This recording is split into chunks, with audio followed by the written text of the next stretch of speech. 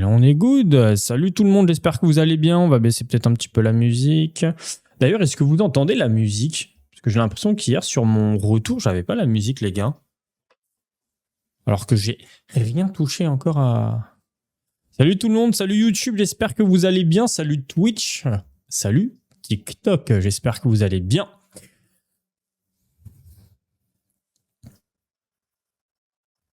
Non, pas de musique. Non, pas de musique. C'est bien ce qui me semblait que j'avais pas la musique. Mais je crois savoir pourquoi. Ça doit être... Ah oui, c'est ça. Exact. Musique. Propriété. Par défaut. Voilà. Là, normalement, vous l'avez. Ouais, c'est parce que, je sais pas, ça a sauté. En fait, j'avais fait attention à mon micro, mais j'ai pas fait attention à la musique. Et du coup, effectivement, la musique avait sauté. Bon, c'est pas grave. Grave.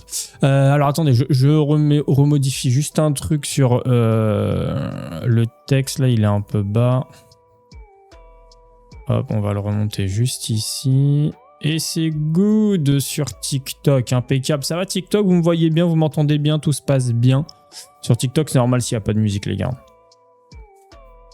Sinon, ça va faire un son un peu chelou. Alors, ça, on supprime. Mais on va tout de suite passer en cam écran. Comment on va, les amis?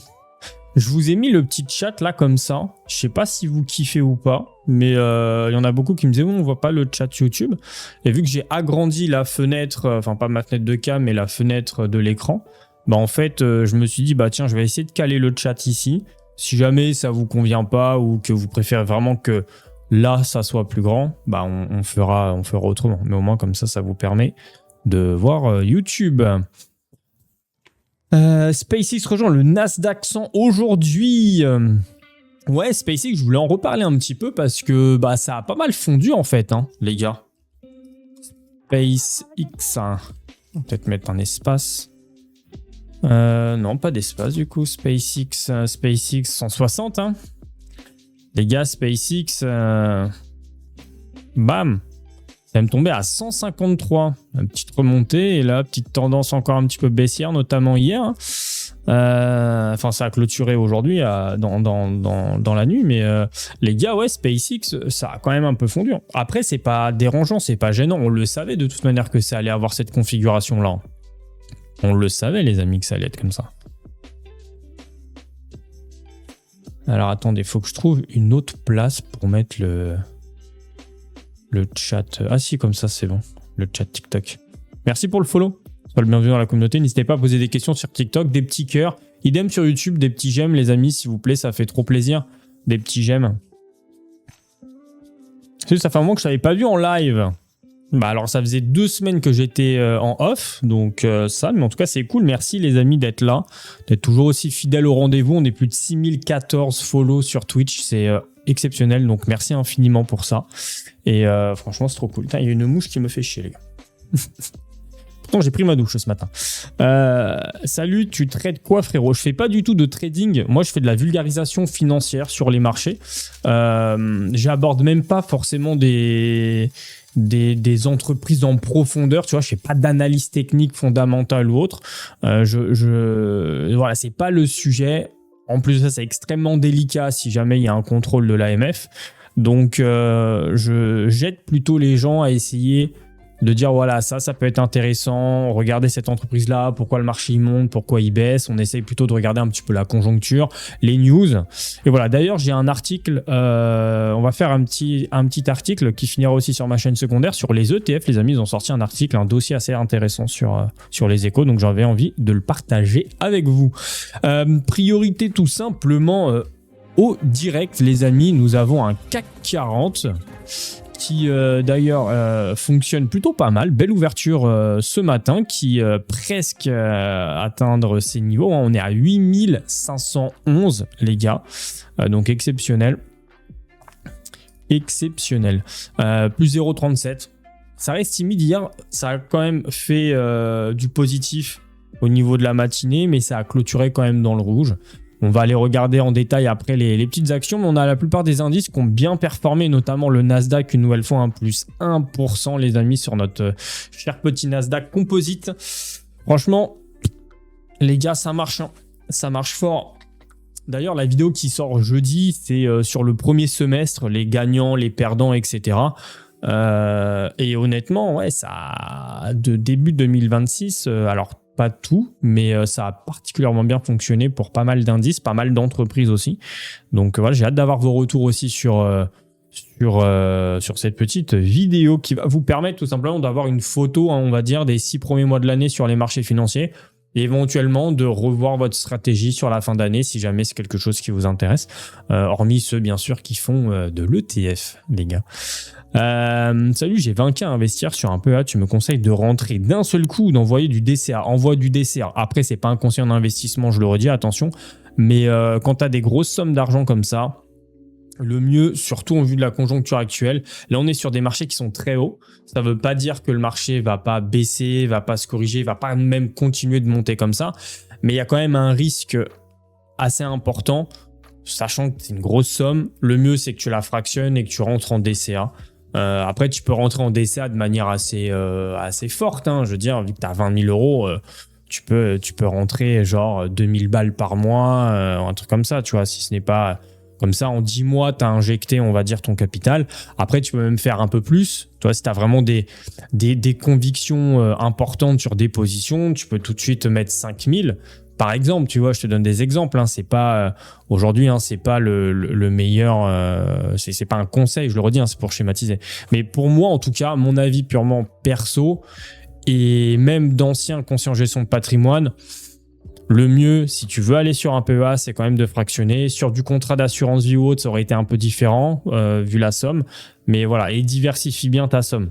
Très important de bien diversifier. Effectivement, résultat Samsung, à mon avis, ça va être exceptionnel encore une fois. Stellantis m'ont ruiné. Achat conseil automobile. Je note le nom parce que... ah là là. Novo Nordisk marche bien, faut qu'on aille voir. Ça fait très longtemps qu'on n'a pas été checké. D'ailleurs, merci Goat, excuse-moi pour ton 16e mois d'abonnement. Merci infiniment les amis. C'est juste en dessous là, faites-moi péter ce compteur là. Faites-moi péter ce compteur. Total stabilise un peu. Yes, ouais, pour moi, il y a une opportunité. On en a parlé hier. On va rafraîchir là. Il y a un décalage de fou. Ouais, 0,32, c'est bon. Ok. Alors, on va regarder notre palmarès et puis on fera l'article un petit peu plus tard sur les ETF parce que je pense que ça peut vous intéresser. Alors, ce matin, qu'est-ce qu'on a? On a Pernod Ricard. J'ai envie de l'ouvrir quand même, Pernod Ricard, parce qu'il y a quand même un petit peu de performance. Regardez un petit peu ce qui se trame. Thales, ça y est, ils ont finalisé l'acquisition d'Excel Techno, les gars. Donc, on pourra aussi regarder un petit peu, checker ça, voir ce que ça fait. En tout cas, le cours de bourse, pour le moment, fait de belles perfs. On a Dassault qui reprend aussi un petit peu. Donc, pour le moment, top, ceux qui ont joué un petit peu à la baisse avec Dassault, là, qui s'était fait fortement corriger. On a du Kering qui marche bien et Silor aussi. On va prendre aussi LVMH qui se stabilise autour des 500 actuellement. Est-ce que je suis à jour là? Ouais, ça doit être ça. Hein. Ouais, si, ça doit être ça.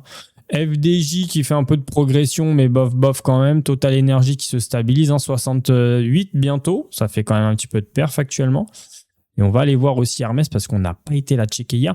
Petite correction hier en fin de journée sur Air Liquide pour ceux qui ont suivi. Belle petite correction.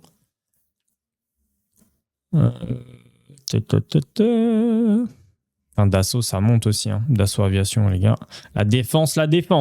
Ça y est. Tu peux jeter un œil sur Xiaomi. Alors Xiaomi, on avait déjà... Xiaomi, c'est une action qu'on suivait, fut un temps. Et en fait, on a arrêté parce que Xiaomi, c'est pas dingue, tu vois. C'est vraiment pas exceptionnel. J'ai ouvert un plan d'épargne action, j'ai mis 10K et tous les mois, je mettrai 200 €, je laisse tourner. Nickel, tu mets tes 200 € sur quoi? C'est quoi ta strat? Quelle est ta stratégie? J'ai pas de stratégie, moi, c'est pour qu'on fonce les stratégies. J'ai bégayé. J'ai voulu faire une vanne. Elle me fait chier la mouche, les gars. Oh putain, je vais prendre la claquette, je vais la défoncer. Et possiblement que je pète un truc au passage.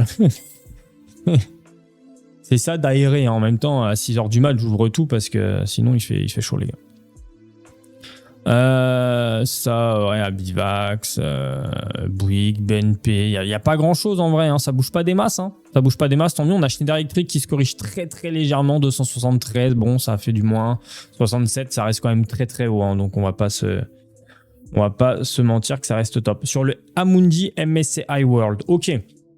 Donc tu fais un all-in, c'est pas mauvais, tu gagneras de l'argent sur le long terme. Après, Hugo, si jamais, tout dépend, si tes 10K, tu les as injectés direct déjà sur ce MSCI et que tu fais un DCA sur ça, je t'inviterais quand même à essayer de regarder si tu peux pas te diversifier sur le côté, tu vois, pour que ça soit peut-être plus intéressant pour toi.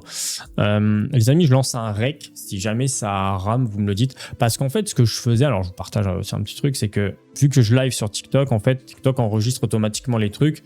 Et des fois, je l'upload et je le mets dans mes trucs pour que je puisse faire des vidéos courtes. Mais à chaque fois, il y a un décalage de son.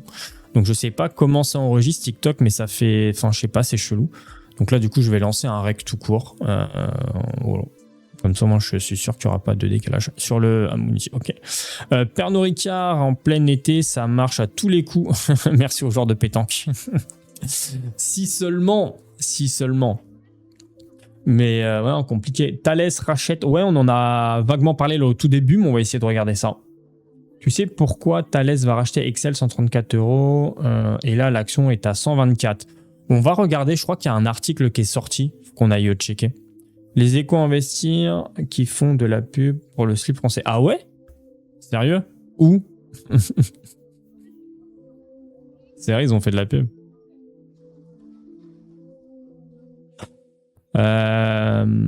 Normal, hormis Starlink uniquement, puis sans fond. Ah, pour SpaceX. Bah, on l'avait vu, on avait regardé hein, le dossier SpaceX. Effectivement, hein, SpaceX, c'est compliqué. Pour le moment, ça perd de l'argent. Il n'y a que cette division-là qui en gagne. Après, le prix intègre beaucoup les performances futures. Alors, c'est pas top, mais effectivement, il y a beaucoup de projections qui sont faites, beaucoup d'espoir. Effectivement, si jamais ça met du temps à aller chercher de la rentabilité, effectivement, ça risque de se corriger davantage. Après, je suis pas spécialement inquiet, hein. C'est un bon dossier sur le long terme. C'est juste que bah, ça va prendre du temps, quoi. Ça va prendre du temps. Alors, on va commencer effectivement avec Pernod Ricard, mais Pernod Ricard, je remets quand même en perspective pour que vous puissiez bien comprendre quand même le dossier qui est catastrophique malheureusement sur Pernod. Mais il y en a encore quelques-uns qui en ont du Pernod quand on fait de la règle des portefeuilles. Et du coup, bah, voilà, je voulais quand même parler un petit peu de Pernod, vous donner mon avis, que vous me partagiez aussi le vôtre sur le sujet. Merci pour les follow. Merci infiniment. Merci d'avoir follow TikTok et ensuite d'être venu sur Twitch. Merci beaucoup, je viens de voir. Merci infiniment pour ça. Merci beaucoup. N'hésitez pas à mettre des cœurs sur TikTok, ça fait plaisir. Ça soutient. Et pareil, des petits j'aime, les amis, sur les lives YouTube. Important pour faire connaître le live. Hello, sympa les nouveaux overlays. Merci beaucoup. Pareil, je suis très content du rendu en vrai. Je trouve que ça rend bien. Je suis content. Je ne savais pas trop comment ça allait rendre. Mais je trouve que ça rend bien. Voilà. Donc c'est cool. Merci en tout cas. Merci pour vos retours. L'or, c'est compliqué en ce moment. Un petit peu, ouais. Un petit peu, les gars. Alors, Pernod Ricard, du coup, dossier un peu compliqué pour ceux au cas où qui ne connaissent pas Pernod Ricard. Je le rappelle quand même, hein, c'est le numéro 1 mondial de la production et de la commercialisation de vins et de spiritueux premium et de prestige. C'est le numéro 1 mondial, hein, parce que Pernod Ricard, on pense souvent juste au Ricard, tu vois. Mais en fait, non, c'est pas que ça. Ça reste top 1 quand même. Spiritueux et champagne de marque stratégique internationale, ça représente 61%, notamment la marque Absolut qui est très connue. On a Ballantine aussi, on a du Chivas, on a Ricard, Malibu, enfin bref, toutes les marques, on va dire, d'alcool un peu de premium qu'on connaît. En fait, pour moi, mon avis sur ça, l'inconvénient, c'est que il y a une tendance de fond chez les jeunes et les moins jeunes qui réduisent leur consommation d'alcool. Et il y a vraiment cette tendance de plutôt aller chercher des choses sans alcool. En plus de ça, d'un point de vue mondial, il y a énormément on va dire, de taxes sur ça, notamment les États-Unis. Donc forcément, ça aide pas Pernod à se développer. Après, moi, mon avis, c'est que sur la longueur, s'ils arrivent petit à petit à tourner un petit peu leur stratégie, en ouvrant la voie du zéro alcool, en faisant en tout cas des choses un peu avec zéro alcool, je pense qu'il y a peut-être moyen qu'ils puissent essayer de faire quelque chose et s'en sortir. Mais globalement, on reste quand même sur une valeur qui aujourd'hui, en tout cas moi, je n'irai pas. Ça reste très compliqué. L'action perd vraiment de l'argent là depuis très longtemps. Alors j'ai plus le graphe malheureusement, mais si on descend, tu vois, ça fait 5 ans que ça perd enfin en tout cas que la valorisation du coup subit. Est-ce que ça peut réussir à se retourner pour les 5 prochaines années? Je suis un peu mitigé quand même sur le sujet. L'alcool, c'est pas cool. Non, mais l'alcool, c'est dangereux pour la santé. Hein. En fait, la boisson qui fonctionne bien actuellement, c'est la bière. J'ai l'impression qu'il y a une effervescence, une recrudescence de beaucoup de brasseurs locaux, etc. Je trouve que la bière, les gens aujourd'hui se tournent plus vers la bière que sur des alcools un peu plus forts comme ça. Donc, et je crois pas qu'ils en aient dans leur liste, sinon j'ai pas fait attention. Vins, spiritueux artisanaux. Ils ont dû laisser eux, Lille, attends, je savais pas de la Suze. Non, tu vois, ils ont pas, je crois, ils ont pas de bière. Ils font pas de bière. CAC 40 est en train de faire une dinguerie. Bah, il monte effectivement bien. Il monte pas, il n'est pas explosif comme le Nasdaq, mais en même temps, c'est normal. On n'a pas de valeur technologique style semi-conducteur et compagnie, donc c'est normal qu'il monte pas aussi fort. Mais effectivement, il fait une performance qui est plutôt intéressante. J'espère que ça va continuer comme ça. Après, la question, surtout, c'est comme dans le titre, faut-il encore investir ? Est-ce qu'on n'est pas au début éventuellement de quelque chose où ça va atteindre son prime et du coup, ça va se corriger ? Est-ce que ça vaut quand même le coup d'acheter quand même au plus haut ? Parce que là, on est clairement sur des tendances quand même très très hautes. C'est quoi votre avis sur ça d'un point de vue général ?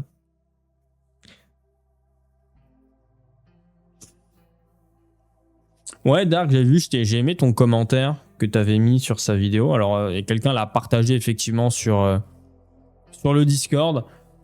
Après, très sincèrement, je regarde pas ce genre de personnes, en fait. Parce que si tu veux, ce gars, à l'époque, il commentait mes vidéos, il était sur mes lives. Je te parle de ça il y a quand même un bout de temps. Et en fait, son contenu...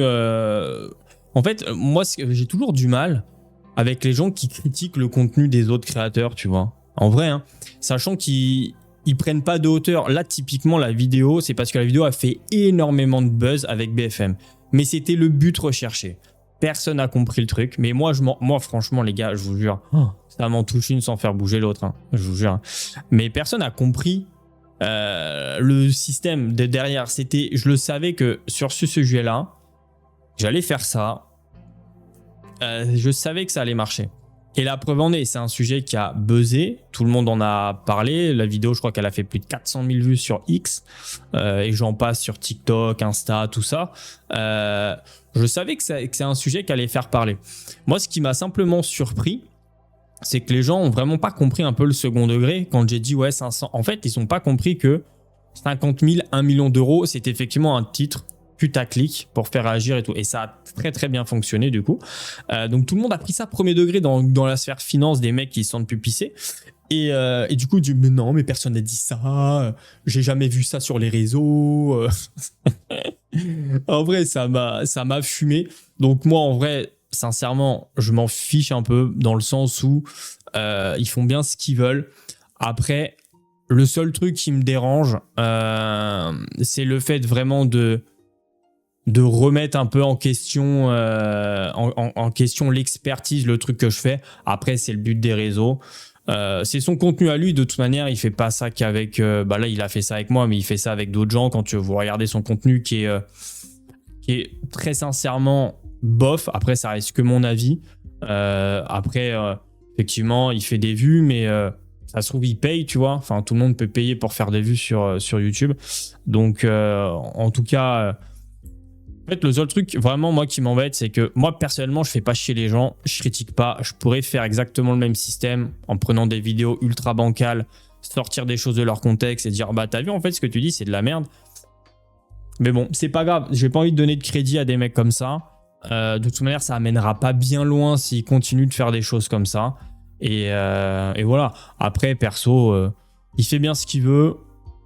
Tant que ça reste, on va dire, gentil, il n'y a pas de problème. Par contre, si je vois que ça commence à être un peu plus agressif, moi, voilà, j'ai un avocat que je connais très bien, qui me suit depuis des années. Je peux lui casser les couilles. Voilà, tout simplement. Juste par plaisir, je lui casserai les couilles. Voilà, très sincèrement. Donc voilà, juste, il peut jouer un peu, ça me dérange pas, mais si à un moment donné, ça me casse vraiment la tête, et bah on fera les choses dans la légalité, et moi, je lui casserai vraiment les couilles de fou. Voilà, sachant que je peux le faire, étant donné que c'est mon image, c'est mon contenu qui reprend sans autorisation. Moi, j'ai donné l'autorisation à BFM, donc il n'y a que BFM qui a mon contenu qui peut le rediffuser. Donc voilà, après, ça reste les réseaux sociaux, donc voilà. Mais voilà, c'est tout, les gars. Après, c'est le jeu. Mais en tout cas, merci à toi, Dark. Et c'est juste, ça me fait rire, les gens comme ça, effectivement, comme quelqu'un l'a dit sur le Discord, qui retournent leur veste. Ils étaient là en mode « Ah, trop bien ce que tu fais. J'aime bien tes lives. » Et après, ils commençaient à faire de la pub sur mes lives. Bah, je dis « Frérot, prends un permaban, tu vois. » Et pareil, dans les commentaires des vidéos. Donc bon, ça essaye de gratter un peu, mais c'est tout, c'est comme ça, c'est le jeu, ma pauvre Lucette. Après, honnêtement, j'essaye de faire abstraction de ça, et moi de continuer à faire mon truc, à rester tel que je suis, et si ça plaît pas, c'est pas grave, de toute manière. Donc bref, en tout cas, merci Dark. En ce moment, j'allège AXA pour renforcer Pernod Ricard. Ah ouais, non, renforcer Pernod Ricard, sérieusement. Compliqué Pernod Ricard, hein. C'est un pari, c'est clairement un pari risqué. Hein. Merci Luffy pour ton follow. Trade Republic, t'en penses quoi? Trade Republic pour tout ce qui est compte titre, compte courant, ce genre de choses, ça va. En vrai, c'est plutôt pas mal. Le PEA, j'ai un peu de mal, même si on va dire que l'ergonomie, le système est plutôt propre. J'ai quand même un peu de mal avec le PEA parce que tu peux louper pas mal d'opportunités. Peu d'introduction en bourse, voire même aucune introduction en bourse. Idem, le service client maintenant fonctionne bien, donc ça c'est plutôt pas mal, mais tu peux pas passer tes actions nominatives administrées. Donc tu as pas mal de petits trucs comme ça qui font que, bon, pour débuter, si tu fais que de l'ETF, pourquoi pas, ça fonctionne bien, il n'y a rien à dire. Par contre, si vraiment tu veux ensuite développer tes investissements, passer, on va dire, au niveau supérieur dans les investissements, tu vas être limité, très clairement. Voilà, je suis très honnête avec toi. Donc, moi, je t'orienterai plus aujourd'hui vers Fortuneo qui, selon moi, sont les meilleurs en termes de rapport qualité-prix sur le PEA. D'ailleurs, en parlant de Fortuneo, j'ai envie de tout de suite débunk un petit peu le mail qu'on a reçu parce que je suis également chez Fortuneo. On a tous reçu un mail, fallait lire les petites lignes parce que c'est vrai qu'en première vue, le mail te dit « What the fuck ?» Tu te fais « Merde, 400 balles l'ordre maintenant, ça fait cher. » Non. En fait, c'est hors Euronext, d'accord? Donc, en fait, vos ordres, il n'y a toujours aucun montant chez Fortuneo pour passer des ordres en bourse sur les marchés, sur le marché Euronext. C'est sur les marchés, on va dire, hors Euronext, où là, c'est 400 € l'ordre minimum. Voilà, tout simplement. Donc, en gros, si vous voulez investir sur des marchés hors Euronext, ça serait un minimum de 400 € pour passer un ordre. C'est tout. Donc, pas d'inquiétude. Tous ceux qui investissent sur le CAC 40, sur le marché européen ou autre, bref, Euronext, pas de problème. Mais effectivement, le mail, il faut le relire 2 fois. Ils ont vraiment mis des petites lignes. Ils ont vraiment mis des petites lignes. Ils l'ont mis, je crois, ils ont mis les marchés. Je sais plus, je crois que tu as la Suisse, tu as tout ça. Ils l'ont notifié dans les petites lignes. Donc effectivement, je crois que l'Allemagne aussi, hein, si c'est pas Euronext, Paris, enfin c'est pas Euronext tout court, malheureusement ça sera 400 € minimum l'ordre. J'ai 50 000 crédits agricole. Tu peux développer? Parce que là, j'ai peu d'infos pour t'aider. Je t'avoue que j'ai craqué, j'ai vendu FDJ, j'en pouvais plus de la voir descendre. Bah, c'est con, elle remonte là en plus FDJ en ce moment. Mais je comprends. Et bien sûr, depuis que j'ai vendu, elle est passée de 21,6 à 22,6. C'est pas grave. De toute façon, c'est toujours comme ça. T'attends, à un moment donné, t'en as ras-le-bol, tu vends, ça monte. Voilà, c'est comme ça. Donc non, Pernod Ricard, les amis, pour se resituer un petit peu sur cette action, personnellement, je suis pas certain que ça soit un bon investissement pour le moment. Peut-être que dans le futur, ça peut devenir intéressant, mais d'un point de vue strictement personnel et aussi par rapport à la conjoncture, je suis pas certain que ça soit dingue. Je rappelle, Pernod Ricard, si on remonte sur les 3 dernières années, c'était une action qui cotait quand même très très haute. On a vu là même avec son prime en mars-avril 2023 et ensuite une chute quand même assez forte du cours de l'action qui n'a malheureusement depuis 3 ans n'a pas repris sa valeur. Voilà, hop, si on regarde juste là, on fait quand même moins 70% sur le cours. Donc compliqué. Un pic du Covid, c'est ça. Les gens, ils en pouvaient plus. On va se bourrer la gueule, c'est bon. Non, mais donc Pernod Ricard, je suis un peu mitigé sur le sujet. Je suis pas certain que ça soit vraiment un bon investissement. Après, si jamais il y en a qui ont des arguments, aucun problème, n'hésitez pas. Ceux qui sont peut-être plus calés sur ce domaine des spiritueux, parce que c'est un domaine qui est assez vaste aussi, qui a un fonctionnement très particulier. Donc voilà, n'hésitez pas à apporter des éclairages. Mais en tout cas, Pernod Ricard, selon mon avis actuellement strictement personnel, je le redis, c'est pas des recommandations. Je trouve ça quand même délicat de l'intégrer à son portefeuille. Donc c'est pour ça, Jean-Yves, je suis un peu surpris de ta décision, en tout cas, d'alléger AXA. Après, renforcer Total Energy, vraiment, pourquoi pas, parce que c'est très intéressant, vu le prix.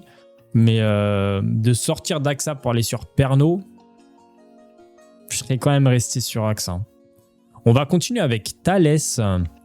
Thales, du coup, qui a finalisé le rachat de Excel Techno. Je pense que voilà, au 6 juillet, ça c'était hier. Thales met la main sur Excel Technologies, le marché apprécie. Le groupe d'électronique et de défense Thales a annoncé lundi avoir signé un accord en vue d'acquérir 100% du capital du spécialiste de la robotique civile et militaire. Ils vont avoir un sacré panel maintenant, les gars, Thales. En termes de défense, armement, tout ça, ils vont avoir vraiment une palette assez exceptionnelle avec cette acquisition-là. Ils sont forts, ils sont très très forts. Donc ça, c'est plutôt intéressant. Effectivement, le marché apprécie. En plus de 61, on a une très très belle remontée quand même depuis ces annonces-là. Même déjà depuis... Les gars, en 11 jours, on fait 14% quand même. 11 jours, 14%. Après, ça fait souvent un petit peu le yo-yo, les entreprises de la défense, parce que dès que ça monte un peu fort, il y en a qui vont bien entendu vendre, ce qui est logique aussi, prise de bénéfices. Mais on est vraiment sur une belle évolution du cours. Après, on est quand même sur des tarifs qui sont très très chers. Mais ça, c'est des entreprises dont on parlait déjà avant même l'annonce du réarmement de l'Europe, etc. C'est des boîtes dont on parlait déjà il y a 2 ans. Tu vois, il y a eu, on en parlait les gars, de tout ça là, déjà en live. En 2024, tout ça, c'est des boîtes dont on parlait. Et effectivement, après, il y a eu l'explosion, quoi. Une très grosse explosion avec le réarmement. Donc, voilà. Après, pour ceux qui veulent s'exposer à ce domaine, parce qu'ils pensent que ça reste un domaine qui est porteur, et très sincèrement, je pense que la défense reste un domaine, malheureusement, porteur dans les années à venir. Il y a des ETF qui existent sur ce sujet. Le BNP Bloomberg, qui est quand même intéressant à intégrer à un portefeuille pour ceux qui le veulent, qui est plus abordable et moins cher justement que d'acquérir l'action en direct comme Thales. Et il intègre aussi des positions hors CAC 40 comme Rheinmetall, Leonardo, qui sont aussi des énormes structures, on va dire, sur la défense. Donc ça peut être aussi intéressant de le faire. Si jamais il y en a un qui a le code ISIN, qu'on puisse regarder l'ETF, ça sera avec grand plaisir.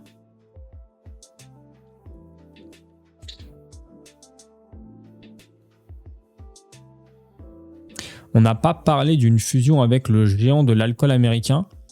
J'ai pas l'info, Théo, mais ok, j'ai pas l'info. Donc Pernod devrait fusionner avec un géant américain, c'est ça? J'ai pas vu d'infos passer sur ça, mais peut-être que j'ai pas cherché au bon endroit. Pour ce qui est des passages nominatifs administrés sur Trade Republic, tu te trompes, il y a une option à cocher et ça se fait automatiquement. Alors, En fait, il y a énormément de choses. J'ai reçu un message avec un screen de quelqu'un qui a effectivement... Alors, soit le service client n'est pas sur la même longueur d'onde, soit ils n'ont pas toutes les infos, mais sur Insta, j'avais reçu un message de quelqu'un qui m'a effectivement confirmé que ce n'était pas possible. Est-ce que je peux retrouver ce message? Je ne sais pas. Je ne sais plus qui me l'avait envoyé.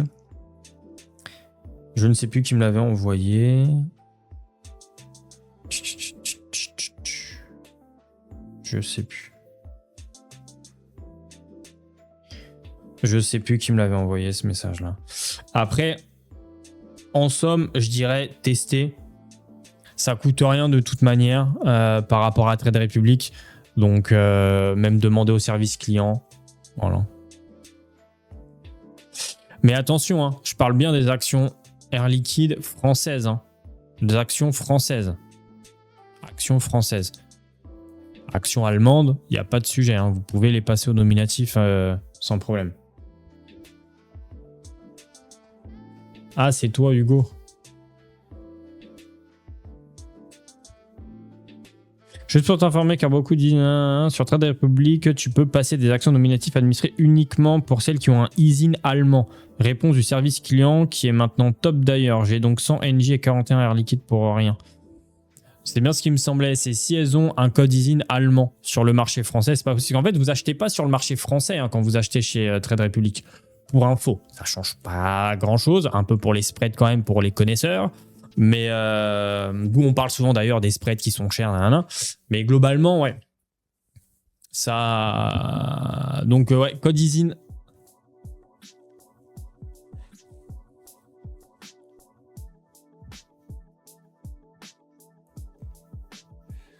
Bonjour. Merci pour les follow sur TikTok. Soyez les bienvenus dans la communauté, les amis. Ça fait plaisir. Merci à vous d'être là. On va continuer. Du coup, Thales fonctionne bien. Voilà, très sincèrement, ça fonctionne vraiment bien.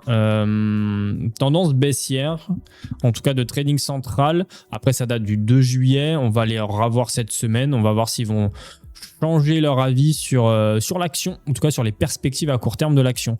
On a Kering Valeur du Luxe qui fonctionne, 1,76 Kering qui reprend un petit peu.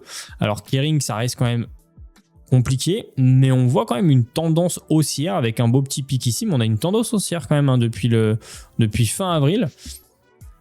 Est-ce que Luca fait des merveilles avec avec Kering? Faudra attendre les prochains résultats qui normalement devraient pas tarder à tomber d'ailleurs. Donc on fait quand même 12% depuis le 4 mai. 12% en à peu près 2 mois. Après, Kering, on en a énormément parlé. On a même reçu des experts sur les lives pour parler des valeurs du luxe. Ça reste un pari sur l'avenir. Ça reste un pari sur, en gros, comment Kering peut redevenir une marque désirable. Donc, je te parle de Balenciaga, de Gucci et j'en passe. Parce qu'en fait, le vestimentaire fonctionne pas très bien et un peu partout. Par contre, tout ce qui est joaillerie, maroquinerie, ça va, ça fonctionne pas trop mal, on l'a vu, tu as même des croissances à 2 chiffres, on l'a vu sur les derniers résultats. En revanche, tout ce qui est, et pourtant, et malheureusement pour Kering, c'est quand même le plus gros du chiffre d'affaires, ça reste le vestimentaire avec Gucci, Balenciaga. Donc, comment faire en sorte que justement cette marque-là redevienne désirable? Ils sont en train de travailler sur le sujet, et ils travaillent plutôt bien sur le sujet, et ils ont fait appel aux meilleurs pour redresser la barre, donc... Je pense que d'ici 5 ans, ça peut être quelque chose d'assez intéressant, mais c'est un pari vraiment sur le long terme de fou et qui va encore bien entendu baisser, monter, chuter, dégringoler. Mais ça reste un sujet qui pour moi peut être intéressant. Il peut y avoir une très belle perf à aller chercher en tout cas sur Kering selon moi. J'en ai 26 et je voudrais bien 30 ou 40 avant la fin d'année pour les 2 années de détention. Les Air Liquide, allez-y, si effectivement vous avez un nombre, on va dire 26, tu vois, il t'en manque 4 pour aller chercher les 30. Vas-y progressivement, au pire des cas, tu vois, t'en achètes une par mois et d'ici la fin de l'année, tu auras tes 30, facile. Le transfert vers Fortuneo, 6 à 8 semaines, c'est long. Ça va encore, mais ça va, je trouve, 6 à 8 semaines, mais c'est comme ça. Après, les transferts, n'importe quel type de transfert, de toute manière, c'est long. Même les mobilités bancaires, ceux qui connaissent, qui font des mobilités bancaires, qui changent d'établissement, ça reste long. Mais bon, c'est comme ça. Mais en tout cas, vous faites le bon choix. Hein. Tous ceux qui passent chez Fortuno, vous faites le bon choix, quoi qu'il arrive. Aujourd'hui, par rapport à Boursorama ou même par rapport à d'autres structures, ça reste les meilleurs. En vrai, hein, ça reste les meilleurs. Ils sont en train en plus de retravailler toute l'interface du site, etc. Ça prend du temps, c'est normal. Mais ils sont en train de travailler sur tout ça, donc ça va être assez cool.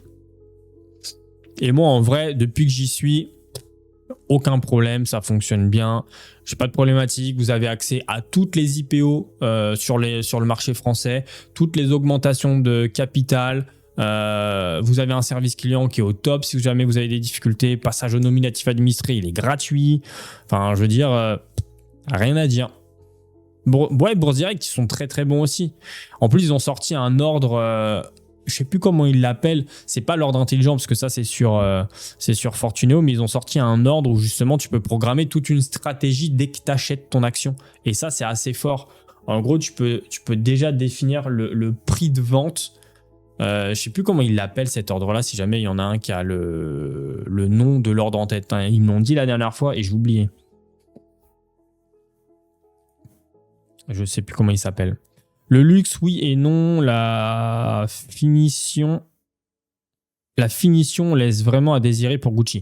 Je t'avoue que j'ai jamais acheté ou touché du Gucci. Donc, je peux pas te dire vraiment la qualité ou les finitions de Gucci. Après, moi, en tout cas, moi, ce que je vois, c'est que si demain j'ai de l'argent, j'achèterai pas forcément du Gucci.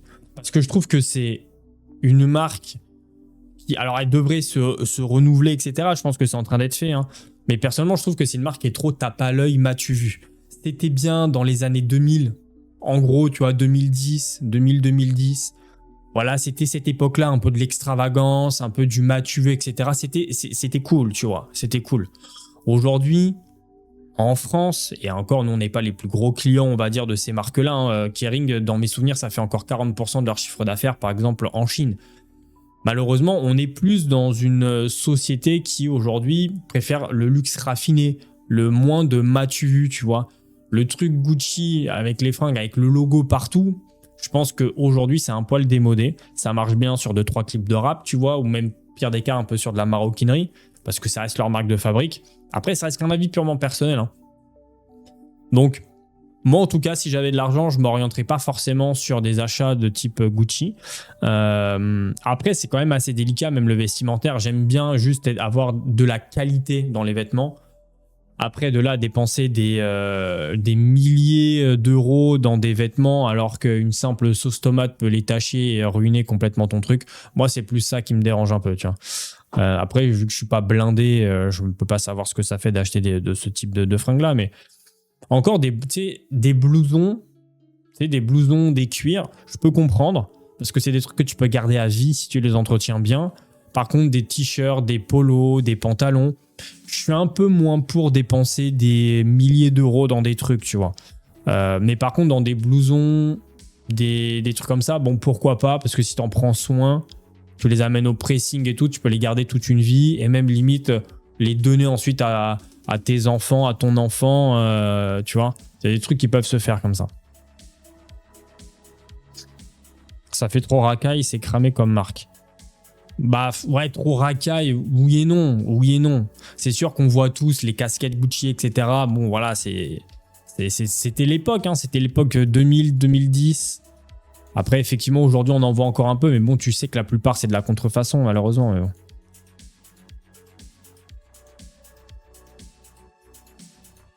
Une ceinture Lacoste en cuir se garde, mais pas coté en bourse leur holding, je pense. Bah Lacoste, en vrai, ça fonctionne. En vrai, Lacoste, c'est intéressant. Après, moi, c'est un peu.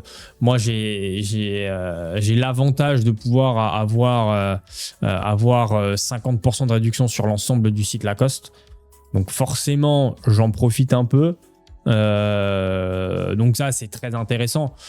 Mais sinon, c'est vrai que ça reste cher. Un polo classique, le L1212 de chez Lacoste, ça reste 110 balles, je crois, tu vois, le polo.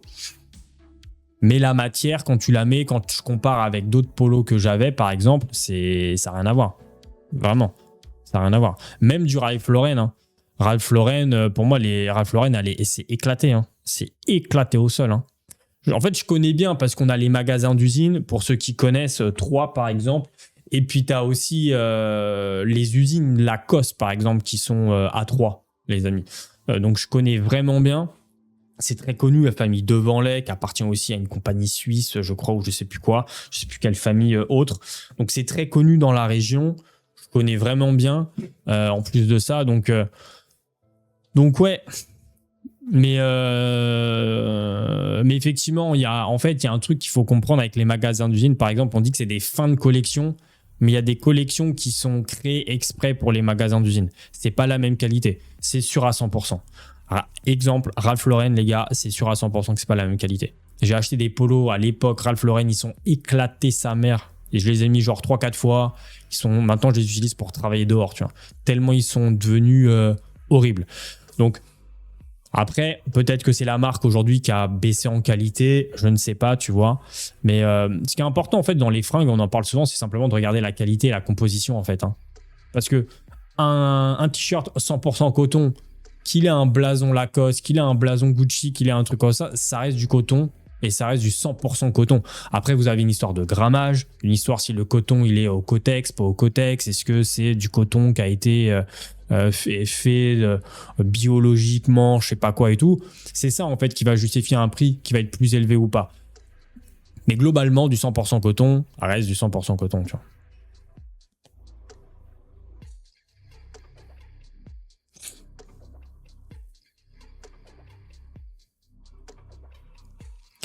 C'est qu'à Ralph Lauren, ils ont 3 niveaux de qualité, vrai magasin, outlet et web. Ouais, mais ça c'est sûr, ouais, c'est sûr. C'est sûr. C'est pour ça que j'achète plus rien. Moi, même quand j'ai des potes qui viennent à la maison pour faire les soldes, parce qu'on est en pleine période de soldes au niveau des magasins d'usine, du coup. Donc, je vous explique pas l'influence qu'on a. C'est une dinguerie. En vrai, je leur dis, mais en vrai, achetez pas. Hein. Et d'ailleurs, je vous le dis entre vous et moi, hein, parce que maintenant on commence à se connaître, hein, je vous donne un tips. Hein. Les amis, les magasins d'usine, pendant les soldes, c'est pas les meilleures affaires, hein, je vous le dis. Hein. Parce que nous, on voit, nous les locaux, tu vois, on voit en fait, pendant les soldes, les prix, ils sont un peu augmentés. Ensuite, ils te mettent du 30 ou du 40%. Mais globalement, c'est que ça reste quand même plus cher que d'habitude. Ce qui est super intéressant, c'est quand vous commencez à connaître et c'est d'aller aux ventes privées. Il y a toujours des petites offres en fait pendant les magasins d'usine à Marc Arthur et c'est là que ça devient vraiment intéressant parce que vous avez des prix sur les nouvelles collections, les trucs, parce que tu es invité, etc. Et là, tu fais des bonnes affaires. Après, il y en a plein, vous pouvez trouver des petites pépites. Hein. Il y en a plein qui font ça, qui trouvent des pépites, ensuite qui revendent ça sur Vinted avec effectivement le ticket, l'étiquette, et ça marche. Il y a des gens, c'est leur business de faire ça, tu vois. Ça peut marcher. Enfin, ça marche d'ailleurs. Notamment Nike pour les chaussures ou quoi, tu peux trouver des petites pépites des fois. Bref, voilà, c'était un long laïus sur le vestimentaire. Mais du coup, avec Kering, c'est un pari qui peut être risqué, mais un pari qui peut éventuellement être payant.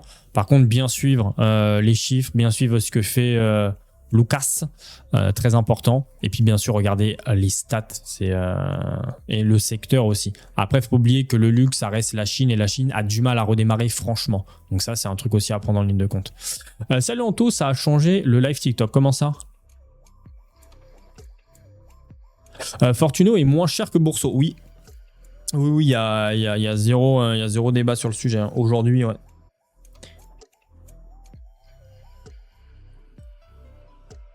On fait pas d'affaires pendant les soldes. Non, sauf tout à la fin, tu vois. Tout à la fin, ouais. Parce qu'en fait, les soldes, techniquement, c'est la seule période où les enseignes peuvent vendre à perte. Donc vraiment, s'ils ont envie de se débarrasser de choses qui au final leur coûtent trop cher à stocker, mais souvent c'est sur l'électroménager, tu vois. Là, vous pouvez faire des bonnes affaires. Mais sinon, effectivement, pendant les soldes, tu fais pas vraiment des affaires de ouf, tu vois. C'est plus psychologiquement parlant, tu te dis ok, c'est des soldes, t'as un prix, t'as 50%, t'es content, tu l'achètes. Mais finalement, si tu observes et que tu regardes, ça se trouve ce prix-là, en fait, il y a 2 mois, il était à ce prix-là, en fait. Donc voilà, ça dépend. Après, tu peux y avoir de bonnes affaires, mais ça reste quand même délicat et compliqué. Après, c'est tout, on fait vivre l'économie, les gars. Il faut bien rembourser la dette de la France. On va injecter dans l'économie réelle. LVMH, les copains, pour rester sur les valeurs du luxe qui décrochent qui descend en deçà des 500 euros, 496, un petit plus 0,96 ce matin. On constate quand même que ça se stabilise légèrement à un prix qui tourne autour des 500. C'est pas déconnant, mais LVMH, on le sait, ça va mettre énormément de temps. On vient d'en parler quand même longuement par rapport aux facteurs chinois, même si le marché américain se porte bien pour le luxe. Mais quoi qu'il arrive, LVMH reste encore une majeure partie du chiffre d'affaires. Je crois quasiment un tiers du chiffre d'affaires reste sur la Chine. Il y a une énorme transition qui est en train de se faire. On en avait parlé avec Mathéis qui était venu sur le live pour parler du secteur du luxe. Justement, une transition de « Ok, la Chine maintenant, ça ralentit, c'est un peu compliqué. Où sont maintenant les nouveaux riches ? Où est-ce qu'on doit aller conquérir pour du coup retrouver notre niveau d'antan et retrouver notre prix, on va dire, sur notre prix d'action. Donc là, ils sont vraiment en train de se poser ces questions-là. Je pense que ça doit brainstorm à mort dans tout le secteur du luxe pour savoir où est-ce qu'on doit ouvrir des boutiques, où est-ce qu'on doit s'orienter pour toucher les futurs millionnaires, milliardaires qui vont acheter nos marques. Donc voilà. L'Inde, ouais, peut-être l'Inde. Après, l'Inde, je suis un peu mitigé encore parce que ça... Il y en a beaucoup, mais je suis encore un peu mitigé. En fait, il y a pas je pense pas qu'il y ait beaucoup de monde qui reste en Inde, les vraiment riches. Est-ce qu'ils restent en Inde? Est-ce qu'ils vont pas ailleurs? Comment ça se passe, tu vois? Je sais pas, mais c'est possible. Pour moi, c'est sûr et certain que effectivement, tout ce qui est... ça doit être un autre pays d'Asie, je pense. Mais je me questionne, ça fait 1 an que j'ai un ETF Inde, il reste négatif. Ça va prendre du temps l'Inde. Henri, ça va prendre énormément de temps. Mais ça reste pour moi un secteur dans les prochaines années qui va être intéressant. Je suis parti 3 semaines en vacances, je revois Air Liquide, ça fait plaisir. Ouais, c'est vrai qu'Air Liquide, ils sont pas mal. J'ai acheté des paires de chaussettes basiques Gémeaux à 10 balles pour mon fils, ça fera largement l'affaire. Rising Stone remonte, ça c'est une bonne nouvelle.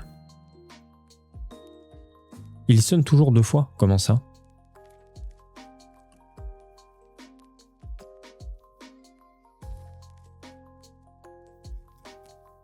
Dubaï, le Qatar, une fois Hormuz a ouvert. Ouais, mais en fait, tu as déjà des magasins là-bas. En fait, ils sont déjà implantés à Dubaï et au Qatar. Après, est-ce que c'est vraiment là qu'ils font vraiment du business, tu vois? Parce que c'est pas si grand, Dubaï. Il n'y a pas tant de monde que ça, en fait, tu vois, en termes de population. Tu vois, par rapport à la Chine, par exemple. C'est pas là-bas que tu as la concentration, il me semble, de millionnaires ou milliardaires le plus... Je suis pas sûr des stats, ça se trouve, ça change actuellement, mais à l'époque, ça restait, on va dire, ça reste la Chine et les États-Unis. Je pense que peut-être qu'ils vont s'orienter davantage vers l'US, je sais pas.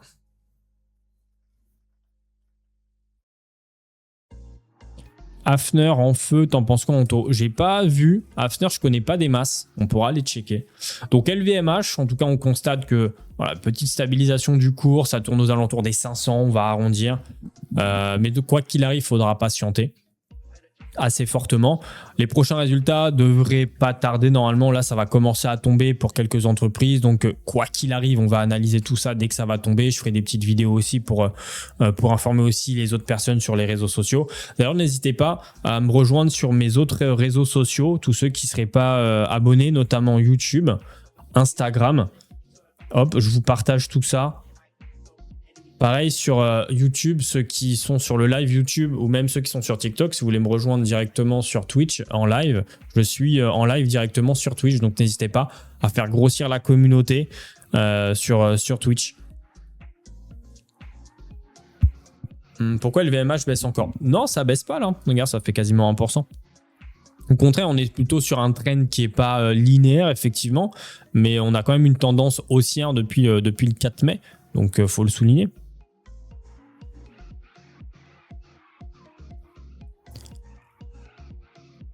Ah, là-haut, là. Non, mais ça, c'est fictif. Les perfs en haut, là, c'est complètement fictif, le bandeau, là. Si c'est de celui-ci que tu parles, dommage, tu n'en vois pas les perfs. Ça, c'est complètement fictif.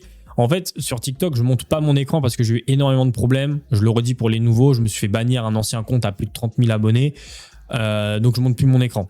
Voilà, donc pour ceux qui veulent voir mon écran de ce que je fais là tout le temps actuellement, c'est directement sur YouTube ou Twitch. Voilà, vous tapez Anto Bourse, vous allez me trouver immédiatement sur YouTube ou Twitch et là vous pouvez voir mon écran.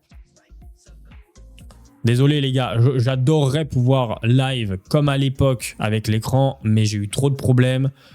J'ai eu déjà des avertissements sur ce compte-là, donc j'ai pas envie de jouer avec le feu, vous comprenez. C'est tellement compliqué aujourd'hui de recréer des comptes, de les remonter. Ça devient de plus en plus compliqué au niveau des algos, donc je préfère ne pas jouer avec le feu. Ça reste mon entreprise, les amis, donc je peux pas jouer avec mes comptes en tout cas. Voilà pourquoi vous voyez pas mon écran sur TikTok, les copains. On va avancer, on va aller du côté de FDJ United qui fait une petite perf quand même à souligner en espérant que ça se fasse pas short à un moment donné, comme ça le fait quand même assez régulièrement, notamment ici, ça s'est fait short, c'est retombé, là ça remonte. FDJ United 22,68, un petit plus 2% ce matin. Ça fait plaisir, on prend tout simplement, on encaisse les amis. Je peux comprendre que ça commence à agacer ce yo-yo. Après, on parle vraiment de quelque chose sur une période qui est quand même assez courte. Mais effectivement, FDJ, on espère que le mondial va faire en sorte que les stats soient plus intéressantes. Mais je le redis, pour ça, il faut qu'on attende les résultats. On ne peut pas deviner les résultats de FDJ grâce à la Coupe du Monde. Est-ce que ça va enregistrer plus ou moins de perfs, donc plus ou moins de chiffre d'affaires en plus? Techniquement, oui, parce que ça reste une compétition mondiale, donc plus de paris, etc. Même je le vois autour de moi, tu vois, j'ai des potes qui parient pas en temps normal, mais là, toi, ils se sont chauffés, ils se sont dit, ok, j'alloue simplement 100 balles et je fais que mes 100 balles, tu vois. Donc, t'en as, tu vois, qui le font exceptionnellement. Donc, je pense effectivement que la partie paris sportif de FDJ va monter. Après, est-ce que vraiment c'est quelque chose qui va être souligné en bourse? Je sais pas. Ou est-ce que c'est cette remontée-là qu'on voit là actuellement depuis quelques séances, est-ce que c'est pas ça qui est déjà en train de s'intégrer de par les prévisions et les analyses qui disent ok, Coupe du Monde, on prévoit éventuellement un chiffre d'affaires supplémentaire, donc bam, c'est déjà souligné sur le marché. Peut-être, je sais pas. Qu'est-ce que vous en pensez vous? FDJ, il faut attendre la fin du mondial et les retombées. Ouais, je suis un peu d'accord avec toi. Mon avis, c'est déjà été prédit pour FDJ. C'est possible, effectivement. C'était Lanto, je croyais que tu allais arrêter les lives sur YouTube. Non, finalement, les lives restent sur ma chaîne principale. Mais par contre, toutes les rediffusions, ça sera que sur ma chaîne secondaire. Après, parce qu'en fait, vous êtes quand même beaucoup, vous êtes plus d'une centaine. Là, vous êtes plus de 130. Et en fait, je me dis, c'est compliqué de stopper d'un coup, sachant que YouTube, j'ai quand même une grosse communauté. Le live, pour moi, ça dérange peut-être moins, tu vois, parce qu'en fait, tu peux choisir les notifs. Les gens qui veulent pas avoir les notifications des lives, ils peuvent le couper. Par contre, ce que je ne souhaite plus, c'est que mes rediffusions de live prennent le pas sur mes vidéos YouTube. Donc ça, maintenant, j'ai arrêté de les mettre à dispo et c'est sur ma chaîne secondaire directement, sur Anto Bourse Live directement. Voilà, vous avez toutes mes rediffusions. Plus des articles. D'ailleurs, on a un article à aller voir là sur les ETF, les gars. Novo, tiens, oui, il faut qu'on aille voir Novo. Là, effectivement, tiens, on va passer. Voilà, FDJ, on a vu. Novo Nordics. Après Novo, ça ne me choque pas que ça remonte. Parce qu'il me semble qu'ils ont eu l'autorisation. Enfin, il me semble que le traitement est remboursé maintenant en France. Alors, la France reste un marché intéressant. Donc, effectivement, il y a une belle petite remontée. Ça a mis du temps, mais pas tant que ça. Tu vois, quand on prend par exemple le ticket le plus bas en mars, qui était à 35 €, on a fait 40% en 98 jours, en 100 jours, quoi. Donc, en un peu plus de 3 mois, quoi. En 3 mois et demi, on fait 40% de performance sur l'action. Novo, c'est une action dont on parlait déjà depuis très longtemps. C'était monté très très haut. Ça s'est fait défoncer. Il y a une stratégie qu'ils sont en train de remettre en place. Ils ont viré pas mal de grosses têtes à l'intérieur. Il y a une restructuration. Ils ont fait aussi du licenciement malheureusement. Ils ont pris en considération un petit peu tout ça. Et en plus de ça, ils ont eu l'autorisation, et le remboursement de la part de la sécurité sociale de leur traitement anti-obésité. Donc ça, forcément aussi, ça va booster un petit peu les ventes. Si la France l'a autorisé, peut-être que d'autres pays aussi vont y venir.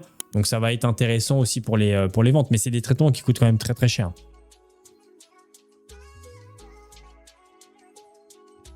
Pour moi, ça intègre déjà, attention, l'inflation. FDJ, c'est une machine à cash au long terme, c'est une vraie valeur. Une vraie valeur sûre. C'est vrai que FDJ, au-delà du cours de l'action, c'est une entreprise qui est rentable. Et ça, c'est le plus important finalement. Elle gagne de l'argent. C'est une entreprise qui gagne de l'argent. Elle est rentable.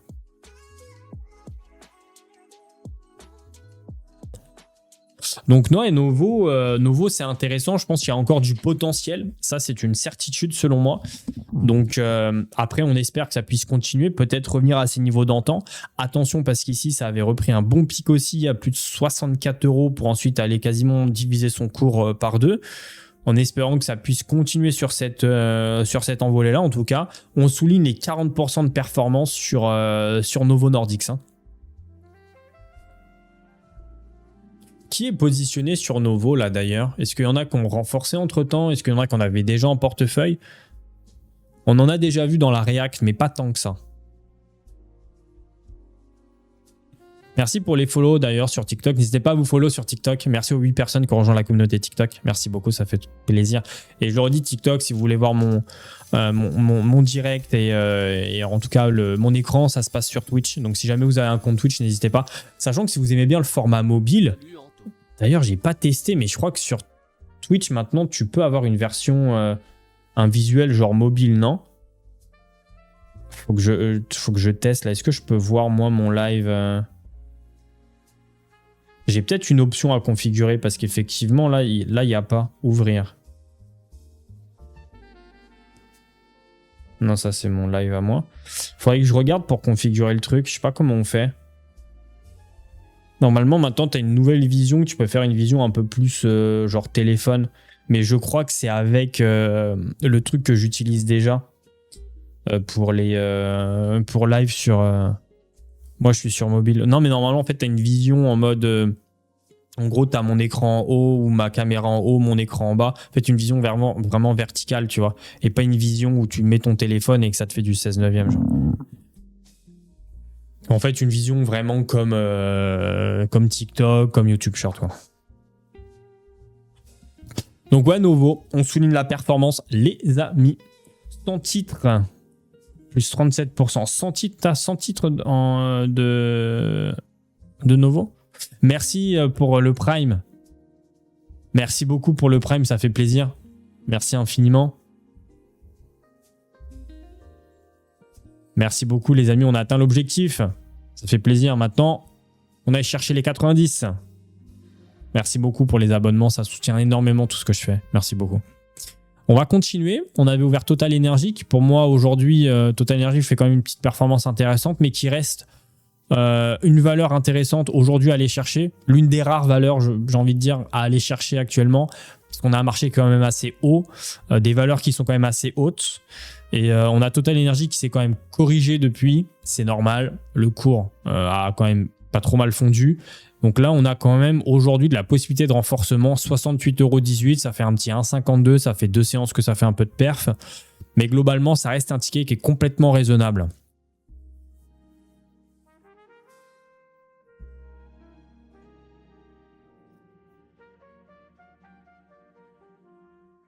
J'ai ouvert un PEA PME par erreur. J'ai acheté 470 actions de Genfit à 3,90 €. Comment tu as pu ouvrir un PEA PME par erreur? Après, Genfit, c'est une belle valeur. Là, ça fait de la perf. Hein. Ça fait de la grosse perf. Moi, je suis très content. Ma ligne a fait un x2. Si ce n'est pas plus, d'ailleurs. Moi, je suis sur mobile, oui, comme YouTube. Yes, bah, faut que je teste. Je sais pas, faut que je regarde comment on peut faire ce truc-là. FDJ, il faut voir 1-2 ans quels règlent ses problèmes internes et surtout l'élection présidentielle, voir si on arrête les délires de dépenses trop élevées qui nécessitent une hausse des impôts. Yes, je suis d'accord avec toi que malheureusement les élections présidentielles vont avoir un impact. Après les élections présidentielles, je pense, de près ou de loin auront un impact quoi qu'il arrive sur le CAC, même si beaucoup d'entreprises ne font pas forcément la majorité de leur business sur le territoire français. Je pense qu'il y aura quand même un impact.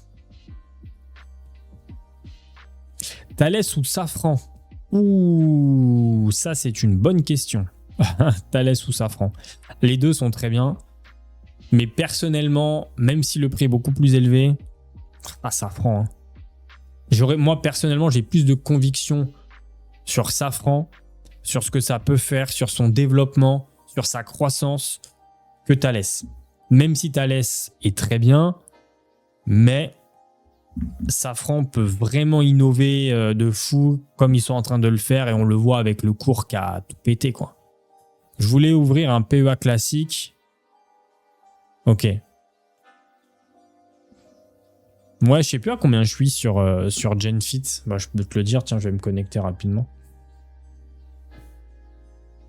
GenFit. Alors. Et du coup, les gars, d'ailleurs, je voulais refaire un... Alors, de toute façon, je vais le refaire dans l'épisode 2, mais je voulais même, avant ça, refaire une vidéo sur mon PEA pour vous montrer le remaniement. Il a déjà porté ses fruits de ouf, en fait. Il a déjà porté ses fruits de dingue. Je suis vraiment trop content. Alors, qu'est-ce que je voulais te dire? GenFit. Ouais, je dois être à peu près pareil que toi. Alors là, GenFit, ça fait moins 1,94. Mais je vois, j'ai un PRU à 4,15 €. Donc, tu as un PRU un petit peu plus intéressant que moi si tu es à 3,90 €. Donc, on est presque similaire en termes de performance. Après, j'en ai moins que toi, j'en ai une trentaine. Mais ouais, c'est une belle ligne qui a mis énormément de temps à devenir... et ça, j'en parle dans ma vidéo d'ailleurs j'en parle dans ma vidéo YouTube où je fais le remaniement de mon portefeuille. D'ailleurs, je n'ai même pas ouvert mon YouTube. On va mettre ça là. Tac. Hop. Ça, les gars, miniature générée par YouTube directement. Des fois, ils me respectent pas. T'es mal la tête qui me fait, les gars, à croire que que je suis malade, genre. Alors, merci pour les follow, les gars. N'hésitez pas. Si jamais il y en a qui veulent, qu'on ne l'aurait pas encore vu, tac, je vous envoie ça. Hop. Paf. Ça, j'en parle justement des petites biotech, de mes erreurs aussi sur mes biotech, mais surtout de peut-être la stratégie à adopter sur les biotech, tu vois, quand c'est des choses qui vous intéressent ou pas.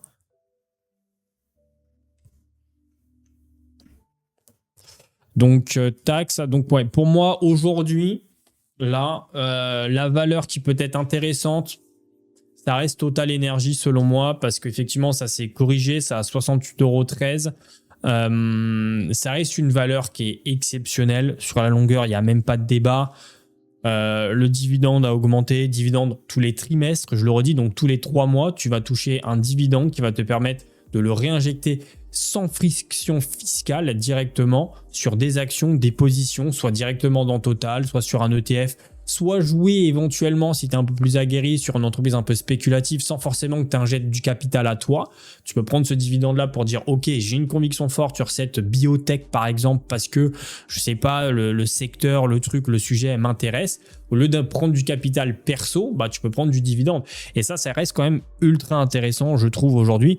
Et Total, je pense aussi, va très certainement verser un dividende exceptionnel et je pense que les prochains résultats vont être tout aussi exceptionnels. Après, je pense aussi que c'est potentiellement déjà un peu intégré dans le cours de l'action, donc attention.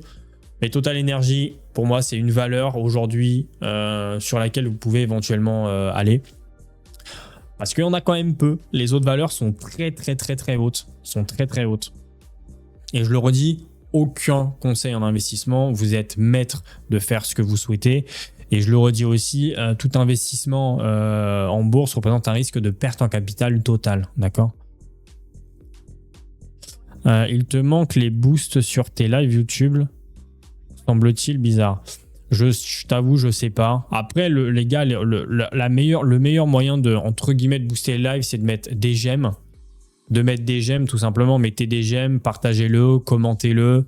Voilà, c'est le seul moyen, on va dire, de faire ça. N'hésitez pas à mettre des j'aime, les gars, c'est super important. Parce qu'il y a des gens qui s'amusent à dislike toutes mes vidéos.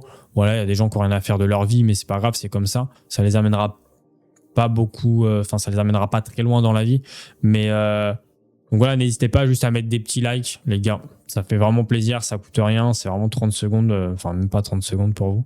Et ça soutient de fou. Vraiment, ça change tout pour l'algorithme, je le redis. Merci en tout cas. Que penses-tu de reprendre du Crédit Agricole? Faut-il attendre? Bah tiens, Crédit Agricole, on va aller checker. Là, j'avais quoi après? Bon, Hermès, on va pas trop en parler. On a déjà parlé pas mal du luxe. Voilà, c'est pas trop mal remonté. Et une nouvelle fois, félicitations à ceux qui se sont positionnés à 1005. Là, vous faites des sous.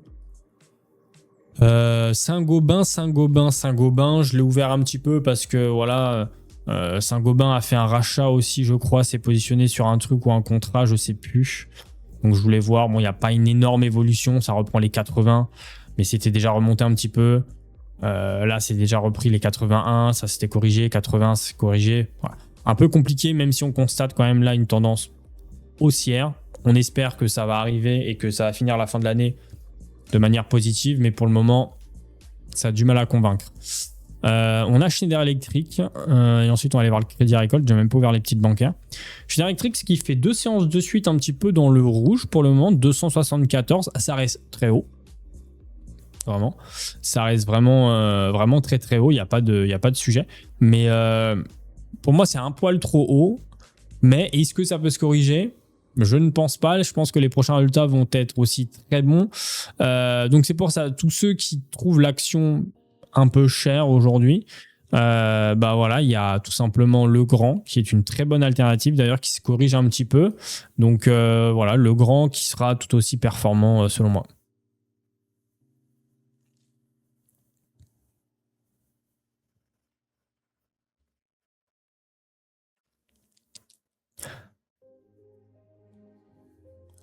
Bientôt 1000 actions totales. C'est bon ça sur le P2E. Exceptionnel. Le P2E, c'est un accélérateur de richesse, les amis. Hein. Profitez-en, utilisez-le, mettez vos primes dedans, mettez tout ce que vous pouvez dedans. D'un point de vue avantage fiscal, performance et tout, c'est vraiment sous-coté de fou, les gars. C'est clairement sous-coté de malade. Tiens, d'ailleurs, ça me fait penser, je pense que je vais refilmer une vidéo sur mon P2E pour refaire une petite explication rapide sur ça. Sur le P2E, comment ça fonctionne, pourquoi ça peut être intéressant. Ouais. Sachant que sur le mien, je vais peut-être faire un arbitrage prochainement. Oh, pardon. Schneider Electric, j'attends en dessous les 260. Ouais, ça peut être intéressant. En fait, il y a eu des tickets quand même intéressants il n'y a pas longtemps. On en a parlé, hein, tous ces petits creux-là.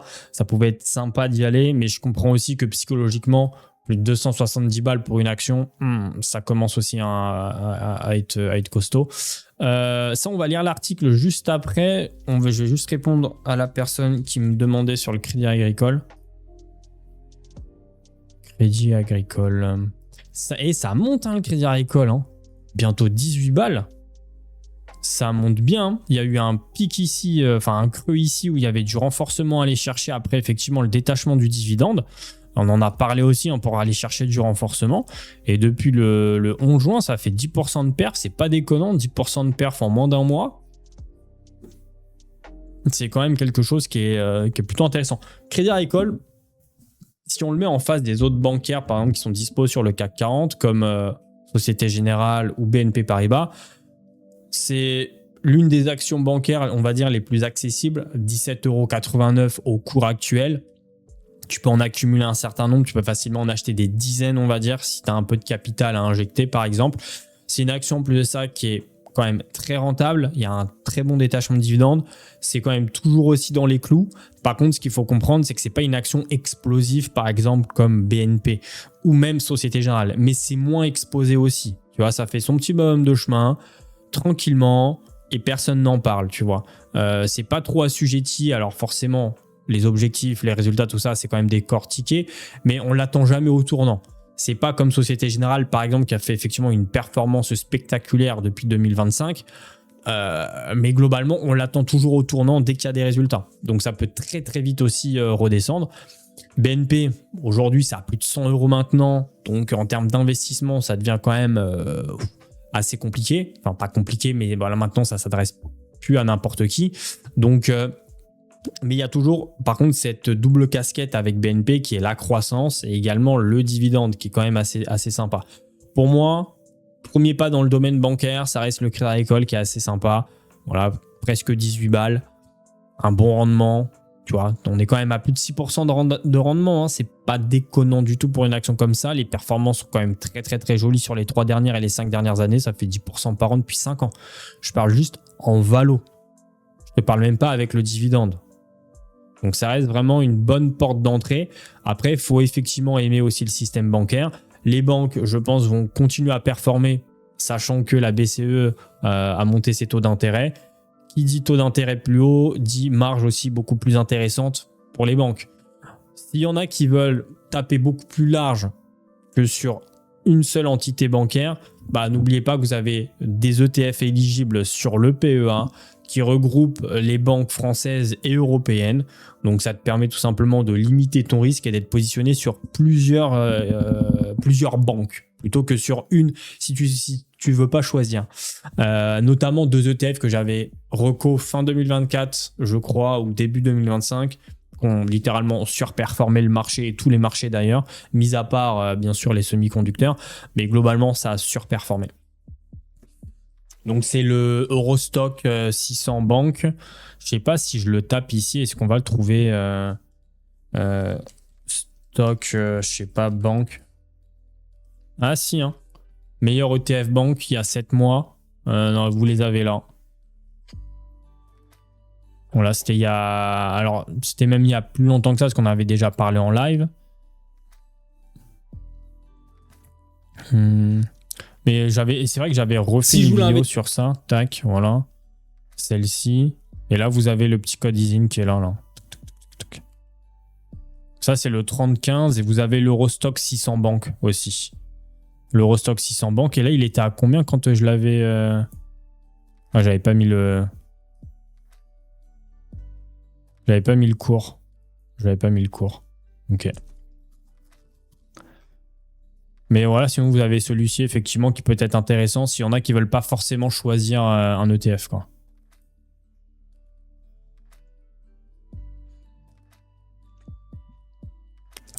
Alors, on va lire le petit article, on va rafraîchir en espérant que ouais c'est bon, c'est toujours dispo. Alors attendez, parce que je vais faire un cut.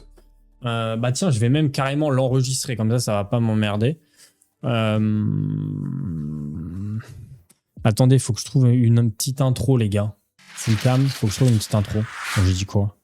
Alors, attends, ETF1, Bitcoin, en passant par le dividende ou les valeurs, mettez tous les grands thèmes du moment dans votre portefeuille. Ah si, je sais, c'est bon. Je sais. Ah, mais attends, est-ce que je peux lancer 2 recs?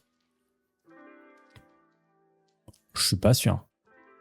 Ouais, non, je suis pas sûr. C'est grave, je vais cut celui-ci, là, ça fait déjà 1 heure. Voilà, comme ça, je vais pouvoir découper des petites vidéos. Je vais démarrer l'enregistrement là, en espérant que ça bug pas. Non, c'est bon, ça bug pas. Aujourd'hui, on va parler des ETF, ce produit préféré des Français et même de tous les jeunes investisseurs. Pour moi, c'est la porte d'entrée la plus efficace aujourd'hui pour commencer à investir parce que c'est des paniers d'actions. Ça te permet de limiter ton risque. Donc, on va discuter de tout ça aujourd'hui. C'est le dossier du jour, donc disponible directement sur Les Échos. Je te mettrai le lien en description. Je le redis, il n'y a aucune collaboration commerciale. Je ne suis pas payé pour dire ça.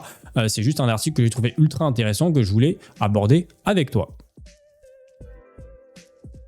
Impeccable, les gars, un professionnel, hein. Alors, c'est bon, oui, ça filme. Parce que moi, je suis le champion, les gars, pour dire « je lance un rec » et au final, ça rec pas.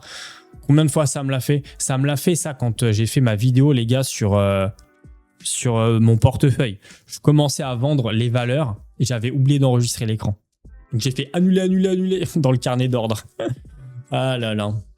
Donc ouais, non les gars, du coup j'avais vu cet article ce matin. C'est un article qui date même pas, qui date du 29 juin autant pour moi, qui a été mis à jour le 30, et franchement je le trouvais quand même assez intéressant. Donc je voulais tout simplement qu'on débatte un petit peu de ce sujet.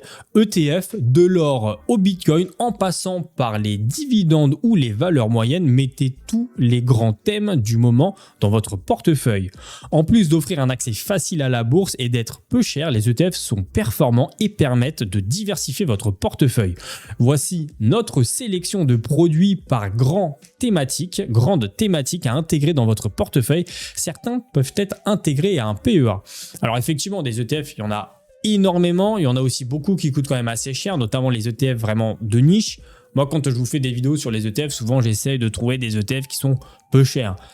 Mais pour moi, l'ETF, et je le dis quand même assez régulièrement, que ce soit sur les lives ou dans mes vidéos, je trouve que pour ceux qui débutent les investissements, mais qui savent qu'ils doivent investir, pour moi, c'est l'une des meilleures portes d'entrée parce qu'effectivement, c'est facile, c'est peu cher.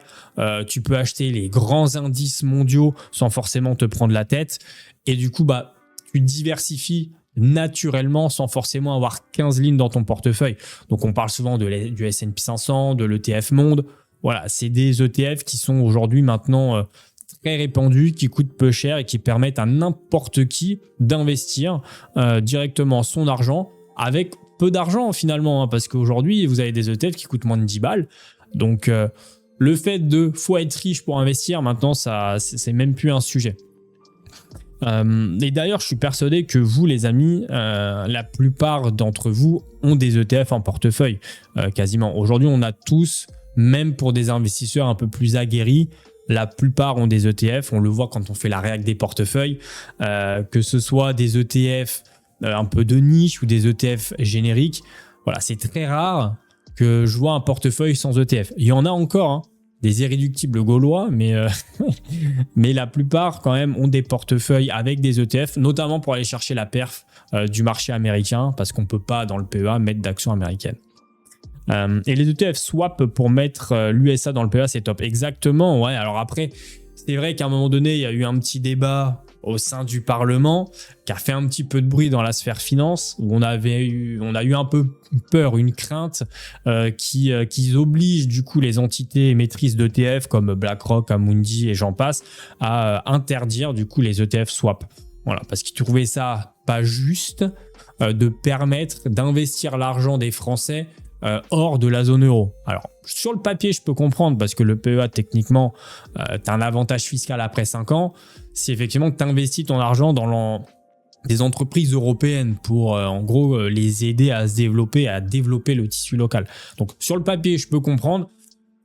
Mais d'un autre côté, bon, la perf du marché français, elle est ce qu'elle est, mais c'est pas non plus la meilleure. Donc aussi, c'est bien d'aller chercher du côté US. Facile, pas cher, performant et accessible, l'ETF, acronyme d'Exchange Trade Fund ou encore appelé Tracker, est l'un des véhicules d'investissement les plus plébiscités de notre époque. Une réponse quasi parfaite aux attentes d'une épargne démocratisée. Et ça, c'est vrai. Honnêtement, je peux que aller dans le sens de l'article là, parce que, je le redis, porte d'entrée exceptionnelle aux investissements. Voilà, dès que tu as 18 ans, tu sais pas trop quoi faire. Tu mets 10 balles sur un ETF monde, t'investis, tu gagneras de l'argent sur du long terme. Voilà. Et en plus, tu as vraiment tout type d'ETF, tu vois. Et ça, c'est plutôt intéressant. Même des ETF, donc des ETC sur l'or, des ETF thématiques sur l'eau, sur l'industrie, la finance. Enfin, vraiment, tu peux aller chercher tout ce que tu veux. Et ça, c'est quand même pas mal. Peut-être un jour, il y aura une crise avec une grosse chute, comme au moment du Covid. Ouais, je pense pas. Enfin, c'est possible qu'il y ait d'autres crises, hein, bien entendu. Hein. Après, une crise de l'ETF, je sais pas. Parce que ça reste des actions derrière. Alors après, il y a la réplication physique et synthétique, qui est quand même un peu différente. Physique, tu possèdes toi-même réellement une part des actions. Synthétique, tu ne possèdes pas les actions. C'est la société d'investissement qui a créé l'ETF qui possède les actions. Donc toi, tu possèdes rien indirectement. Je pense qu'il y aura pas mal de descentes en dessous les 60 avec les doubles cotations maintenant. 60 et 50. Je pourrais vous parler d'un... Ok, c'est parce que vous parlez d'autre chose. Ok, ouais, vous parlez de Total. Ok. Pour continuer sur le petit article des ETF, car l'ETF est facile et diversifié, il se négocie en bourse comme les actions et réplique la performance d'un actif sous-jacent, celui qui peut être géographique. La France, Allemagne, États-Unis, pays émergents, thématiques, croissance, value innovation, transition énergétique, sectorielle, finance, tech et défense, est porté sur tout type de marché, actions, obligations, matières premières, or, pétrole, et même crypto avec le Bitcoin. Les trackers sont cotés en continu et très liquides. C'est véritablement une troisième façon d'investir en bourse, parallèlement à l'achat d'actions du coup en direct et à la souscription d'un fonds géré activement par une personne physique qui sélectionnera des titres pour vous. Alors, après, effectivement, il y a plein d'ETF. Il y a plein d'ETF aussi qui sont pas forcément exceptionnels. Donc ça, il faut quand même faire attention. Voilà. Le marché mondial dominé par les Amériques, 14 493 ETF, 941 émetteurs, 81 bourses, dont une trentaine significative. 3 premiers émetteurs, 59,2% du total des encours. C'est énorme, hein. Donc réplication physique, on le voit quand même que ça représente 95% des encours. Le synthétique que 4,6%. Et nombre d'ETF, 82 en physique et on a 18 en synthétique. De toute manière, la plupart des synthétiques, c'est des ETF qui sont aujourd'hui éligibles sur le PEA. C'est pour ça que je vous dis souvent quand je fais mes top ETF, il n'y en a pas 15 000, hein, les gars, des ETF à avoir sur un PEA. Hein. Voilà, parce qu'il y a plein de gens sur YouTube qui s'amusent à faire des tops toutes les semaines. En fait, tu fais vite le tour. Hein. Il n'y en a pas des masses, tu vois, des ETF éligibles sur le PEA. Donc, mais ouais, la valo est quand même assez ouf. Hein. Des valeurs moyennes au plan de relance allemand. Un autre grand avantage des ETF réside dans leur prix. Les frais de gestion sont faibles car il n'est pas nécessaire de rémunérer le travail d'un gérant qui va étudier les entreprises pour sélectionner les valeurs qui composeront sa SICAV. Alors, une SICAV, c'est un produit que vous pouvez mettre également dans votre PEA ou dans un contrat d'assurance vie. C'est quand même un produit d'investissement qui est un peu différent et qui est effectivement beaucoup plus coûteux. Un peu comme les OPCVM que j'avais dans mon portefeuille, dont je vous avais parlé sur ma vidéo où je les ai revendus parce que les frais ils étaient exorbitants et il y avait des commissions de surperformance pour le gérant si jamais il surperformait l'indice de référence. C'est un peu le cas aussi pour des SICAV. Le coût servent uniquement à financer les dépenses informatiques de la gestion, tout étant très rentable pour l'émetteur. Les frais sont aussi largement inférieurs à ceux des produits structurés qui s'avèrent prohibitifs. Et en plus d'être peu cher et facile d'accès, les ETF gèrent aussi moins, et c'est plus important, de la performance à condition d'être patient. Génère aussi, et c'est le plus important, la performance à condition d'être patient. Ok, ouais, je pense qu'ils ont peut-être voulu mettre des guillemets là. Ils ont mis des tirets, j'ai pas compris, je suis navré. Il est préférable de garder votre investissement durant 5 ans. Ouais, sur un ETF, c'est juste 5 ans quand même. Alors, il peut y avoir de la performance sur les 5 ans, mais pour moi, ça reste quand même aujourd'hui quelque chose voilà, sur au moins 10 ou 15 ans l'ETF. Hein, selon moi. Après, tout dépend bien sûr des horizons de placement de chacun. Mais pour moi, un ETF reste quand même une valeur qui se garde sur du très long terme.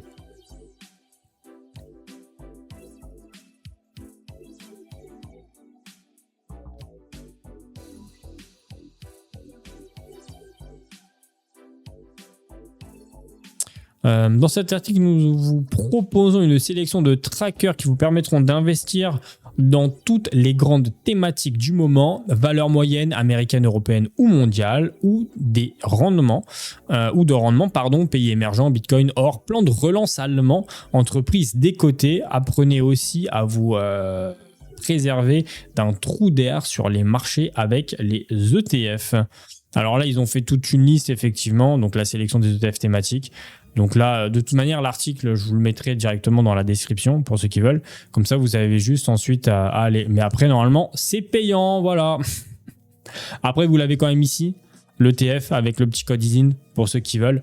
Mais effectivement, voilà, après, la plupart des articles vont être payants, mais ça peut être intéressant. Voilà, pour ceux qui veulent éventuellement faire une allocation un peu différente, revoir leur stratégie sur leur portefeuille. Voilà, pourquoi pas.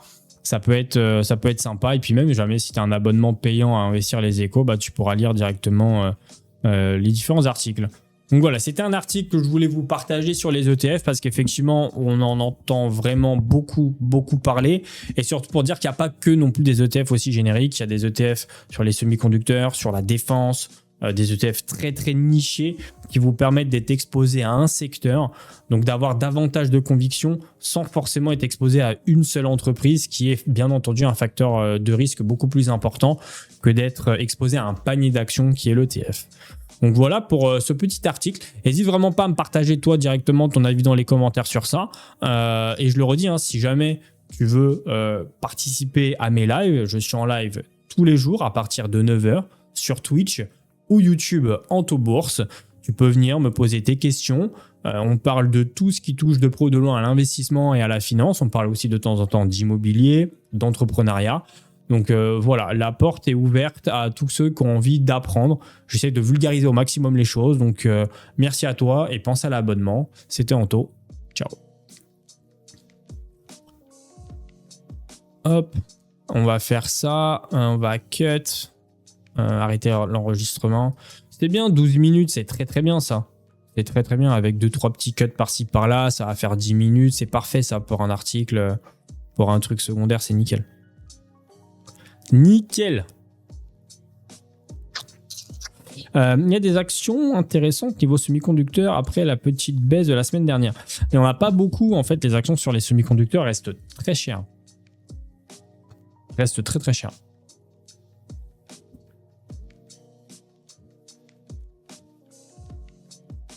Tu penses quoi des fonds comme Indépendance AM malgré les frais de ces fonds au vu de l'histoire? Ça a l'air d'être des placements intéressants sur du très long terme. Indépendance AM, je connais pas. Tu peux développer?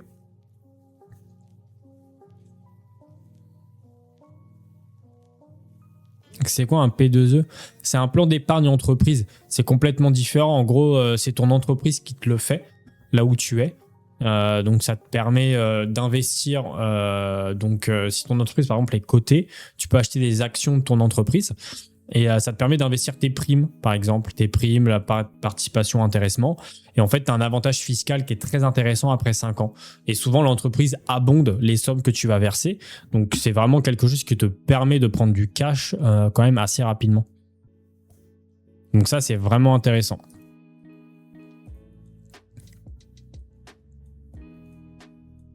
Steve, bah écoute, tiens, on va y aller si tu veux. Steve. Euronext Grow. Alors, Steve, ça a fait de la belle perf, ça a bien fondu. Steve, il me semble, fabrication de composants de manutention, produits en vrac. Je crois que ça avait... C'est vous qui m'en avez parlé à l'époque, si mes souvenirs sont bons, ça avait fait un contrat avec genre Tesla, ce genre de truc pour notamment tout ce qui est batterie. Tout ce qui est contrôle, non? Entrepôt, l'exposition à la poussière, système de stockage d'énergie, ouais, c'est ça, de batterie. Sur le papier, c'est très bien. Après, effectivement, c'était monté très haut. Tu vois, si on recule un petit peu. Et grosse perf, hein, parce que ça coûtait que dalle il y a 3 ans. C'est très très bien monté. Là, ensuite, ça s'est corrigé.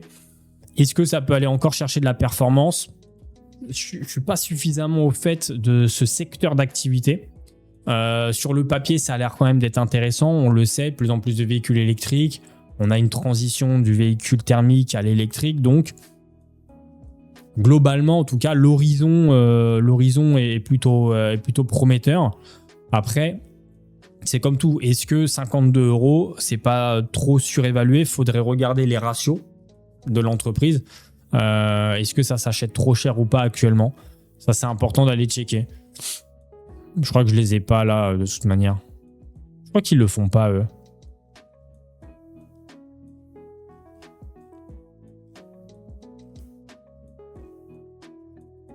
Ouais, ils le font pas.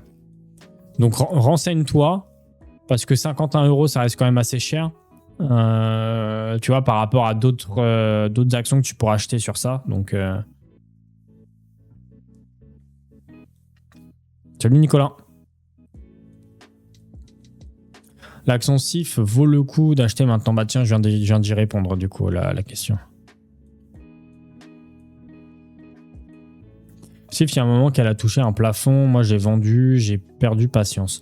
Bah, après, tout dépend quand est-ce que tu l'as acheté, mais tu as certainement fait aussi une très très belle plus-value du coup. Si tu l'avais acheté genre en 2024 à 6 balles, bon, tu fais quand même une grosse performance. Salut, investir chaque mois dans un ETF MSCI World des marchés émergents Asie pour un PA sur 5 ans, ce serait bien. Très bien. Rien à dire, tu peux faire ça sans souci. Il n'y aura vraiment pas de problème particulier. Après, pays émergents, effectivement, bon, des fois, ça peut tituber un petit peu, mais c'est très bien. Mais 5 ans, ça reste, selon moi, une période quand même assez courte pour un ETF, mais c'est très bien d'investir. Très, très bien. Et il faut le faire.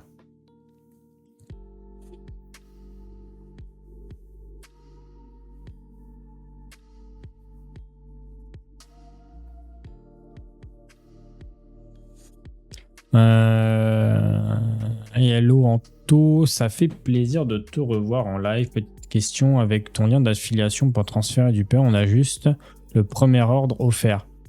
Alors, normalement, quand tu transfères, en fait, le premier ordre offert, c'est tout le temps. C'est-à-dire que le premier ordre du mois, s'il est inférieur ou égal à 500 €, il sera offert.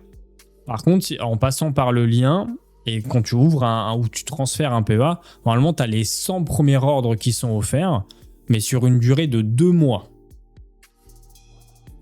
Et peu importe en gros le montant, mais c'est les 100 premiers. Mais c'est sur une durée qui est très courte. Hein. Ils l'ont raccourci parce qu'à l'époque, c'était plus long.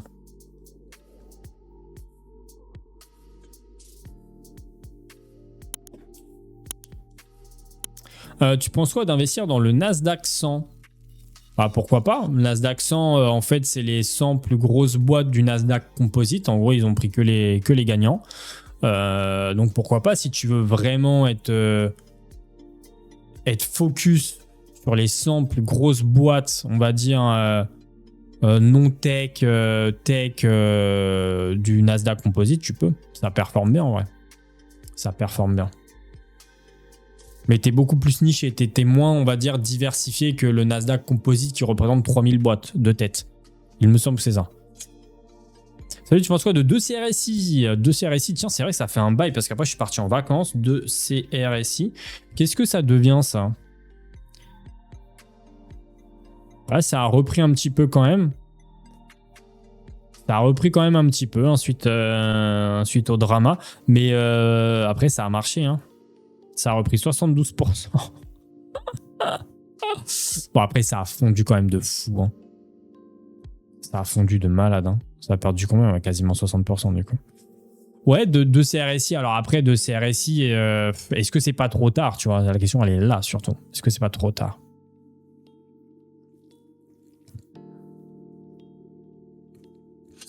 Pour moi, de CRSI, c'est peut-être un petit peu tard. Alors après, on n'a pas eu trop de retours sur, du coup, là, Grizzly Richards. Sur la vente à découvert, on n'a pas eu trop d'infos. L'affaire de Sils soulève de nombreuses interrogations. Total, à la suite du repli, ok. De série conteste les accusations de Grizzly Richards et demande la suspension de sa cotation. Mais ça, on était là, c'était le 18. C'était le 18. Il a pas fait un retour, un truc ou quoi aux caisses ?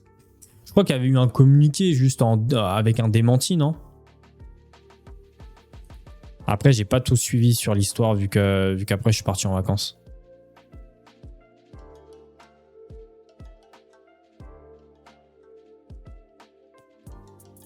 C'est trop tard pour acheter du Tech2. Non. Mais je pense que là, ça va être pricé. Ça va pas tarder à être pricé, je pense, Take-Two. Hein.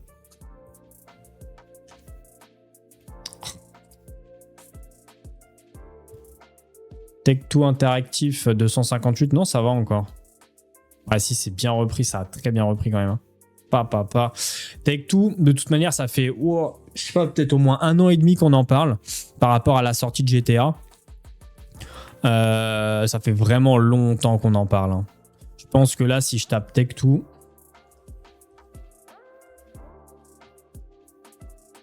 ça c'était il y a 1 an déjà. 1 an, ça c'était le report de Take-Two. La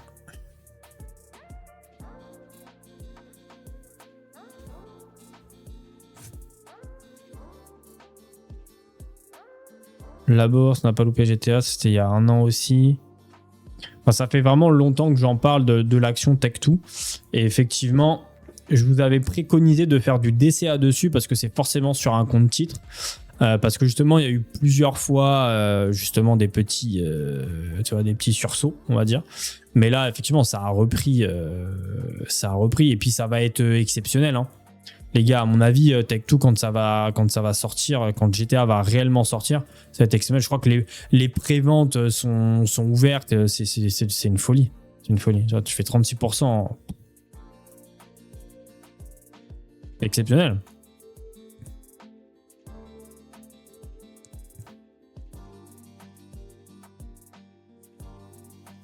Donc moi, je dirais pas que c'est trop tard, même si là, on est quand même sur un prime. L'idée de Tech2, c'était surtout de faire du DCA parce que l'action reste quand même aujourd'hui un peu élevée. Là, on est actuellement à 258 $. L'idée, c'était vraiment de fractionner le capital pour investir de manière régulière, pour justement gommer un petit peu toutes ces grosses volatilités, notamment là, assez récemment, où il y a eu des grosses baisses de l'action.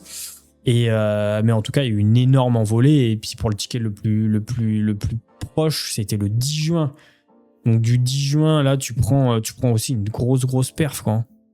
Toi, tu fais 22% quasiment. On est à 58, ouais, voilà, tu vois, tu fais 23% de perf. Je suis à 20% pardon, sur Tech2, mais j'ai que 4 actions. Mais c'est déjà très bien, même si tu n'en avais qu'une, c'est parfait, c'est bien. Tant que tu fais de la perf, que tu en aies une, que tu en aies 100, tu investis le capital que tu peux investir. Mais c'est très bien, c'est vite que tu les as achetés au bon moment et que tu es en performance. Donc c'est très cool. Félicitations à toi. Donc je dirais pas que c'est trop tard pour Tech2. Je dirais pas que c'est trop tard. Par contre, le prix, effectivement, aujourd'hui, est un peu haut. Alors Novo, on en a parlé effectivement, Nicolas. Salut, j'ai un PEH chez Fortuneo et j'ai reçu un mail sur les nouvelles conditions tarifaires. Alors non, en fait, les nouvelles conditions tarifaires, c'est hors Euronext, donc c'est hors Bourse de Paris. D'accord, c'est sur les bourses alternatives, on va dire ça comme ça, genre Suisse, etc., où c'est 400 € l'ordre minimum. Donc en gros, tous ceux qui ont des PEH chez Fortuneo qui investissent tout simplement sur Euronext, donc tout le marché Euronext Gros, Euronext Paris, etc., il n'y a aucun impact pour vous. Il n'y a toujours aucun montant minimum d'ordre. Petite question auto, STP étant en auto-entrepreneur, puis-je ouvrir un P2E? Je suis en EURL ou en SAS ou SASU, sachant que je suis seul salarié, pourrais-je? Alors, c'est une très bonne question. Je ne sais pas si tu peux t'en ouvrir un solo. Et techniquement, je vois pas forcément l'intérêt pour toi d'avoir un P2E.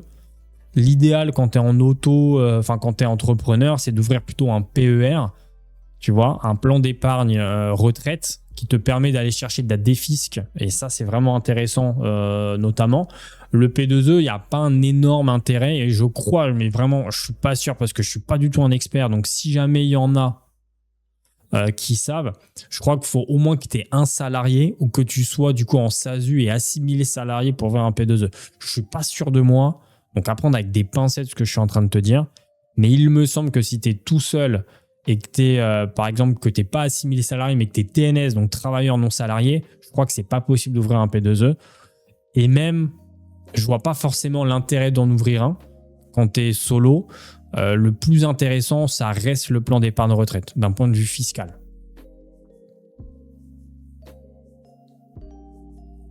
Merci pour les follow sur TikTok, merci beaucoup.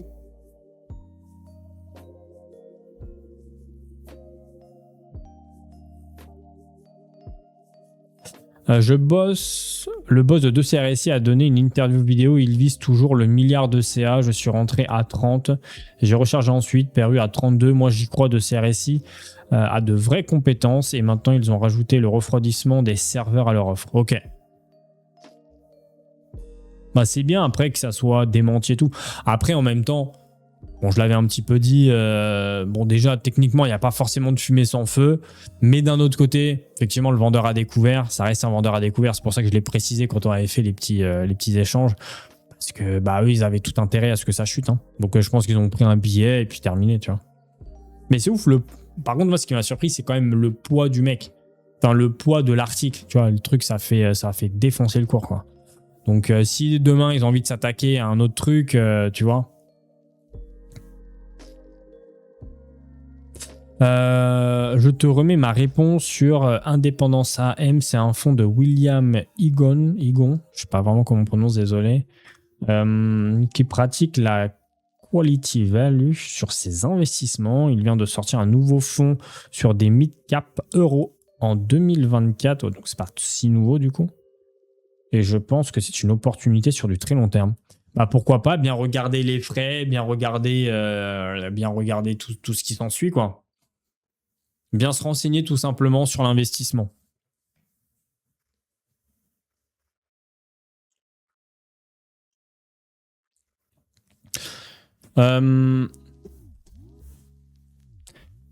Je vous rebalance mon lien pour tous ceux qui ont envie de transférer ou d'ouvrir un PEA Fortuneo, les gars. Ça reste les meilleurs. Je le redis, c'est un lien d'affiliation. Je ne suis pas sponsorisé pour parler d'eux, c'est vraiment de l'affiliation. Donc en gros, quand tu cliques sur le lien et que tu ouvres un produit, ça me permet de toucher une commission. Donc ça me permet de continuer à être là tous les matins, de pouvoir rester aussi complètement indépendant dans ma création de contenu. Donc merci à tous ceux qui m'aident sur ça. Vous pouvez ouvrir un compte courant, vous pouvez ouvrir un contrat d'assurance vie, vous pouvez transférer ou ouvrir un PEA. Donc merci en tout cas à tous ceux qui passent par le lien. Pensez à bien accepter les cookies, à pas utiliser le bloqueur de pub, etc. exceptionnellement. Sinon ça fait pas le lien et du coup c'est dommage quoi. C'est vraiment dommage. Je vais vous laisser sur ça les copains. Je vais repasser un petit coup en full cam. On a fait le tour, on a un CAC 40 qui se porte plutôt bien. On est à 8532 points, un petit plus 0,62 actuellement. Donc ça fonctionne vraiment bien les gars. Donc très cool. Par contre, le marché est quand même très très haut. Donc attention à pas acheter vraiment le prime. Pour moi aujourd'hui, un ticket éventuellement sur Total Energy. Et voilà quoi.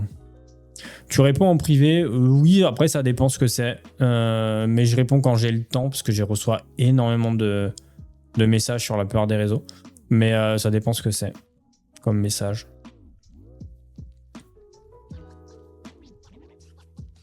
Je vois un peu avec 80% de MSRE et 20% d'Asdaq, c'est OK. Ouais, c'est OK. Après, tu as une surconcentration sur l'US, mais je le redis, hein, un ETF monde, c'est 70 à 80% d'actions américaines. Donc, tu rajoutes 20% de Nasdaq. Donc, vraiment, en fait, ton portefeuille dépend des États-Unis. Donc, tu n'as pas forcément une grosse diversification, on va dire, géographique. Mais si c'est ton choix et si tu es au courant de ça, ça me pose aucun problème.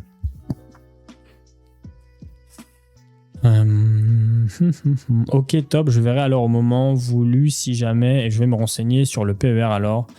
J'en avais pas trop entendu du bien honnêtement, vice PEA ou assurance vie. C'est un placement qui n'a rien à voir.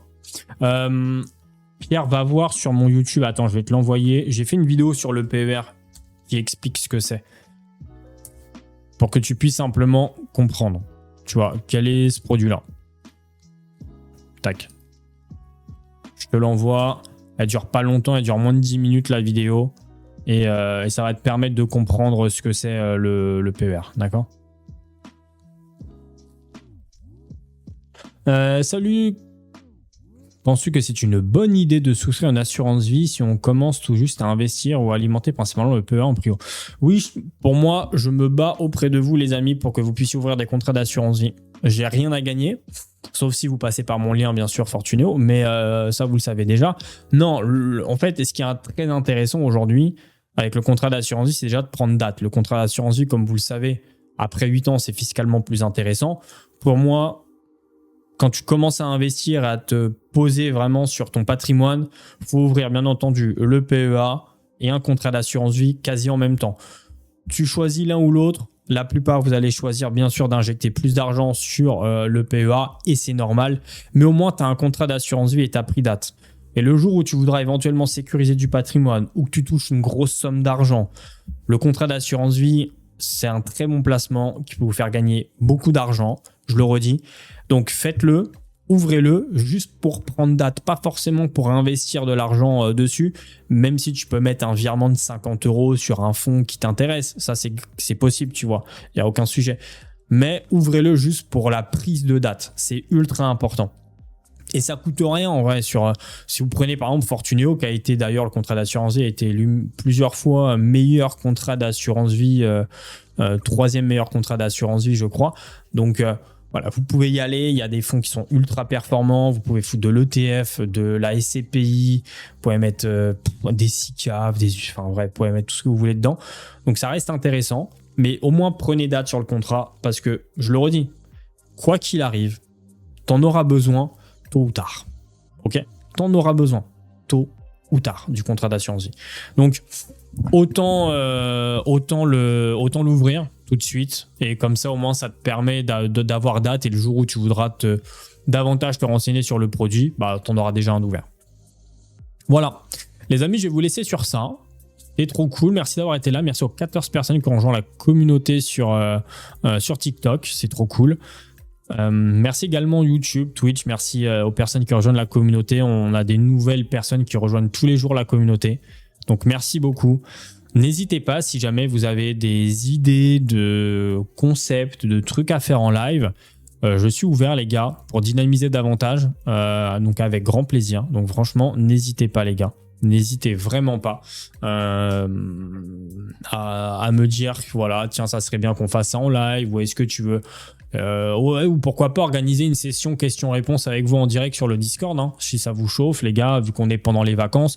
Je sais que ça va être un moment un peu creux, on va être peut-être un peu moins sur les lives, etc. Et ce qui est normal, parce qu'il y a des gens qui vont partir en vacances et qui ont envie de se déconnecter. Et vous avez raison, déconnectez-vous, c'est important. Donc voilà, c'est des choses qu'on pourrait peut-être voir si ça vous chauffe, aucun souci. Ok, je vous laisse sur ça. Merci d'avoir été là. C'était Anto. Pensez à l'abonnement, très important. Pensez aux j'aime aussi. Et la rediffusion du live sera dispo normalement début d'après-midi, grand max, sur ma chaîne secondaire. D'accord? Je vous fais des bisous. Prenez soin de vous. Prenez soin de votre épargne.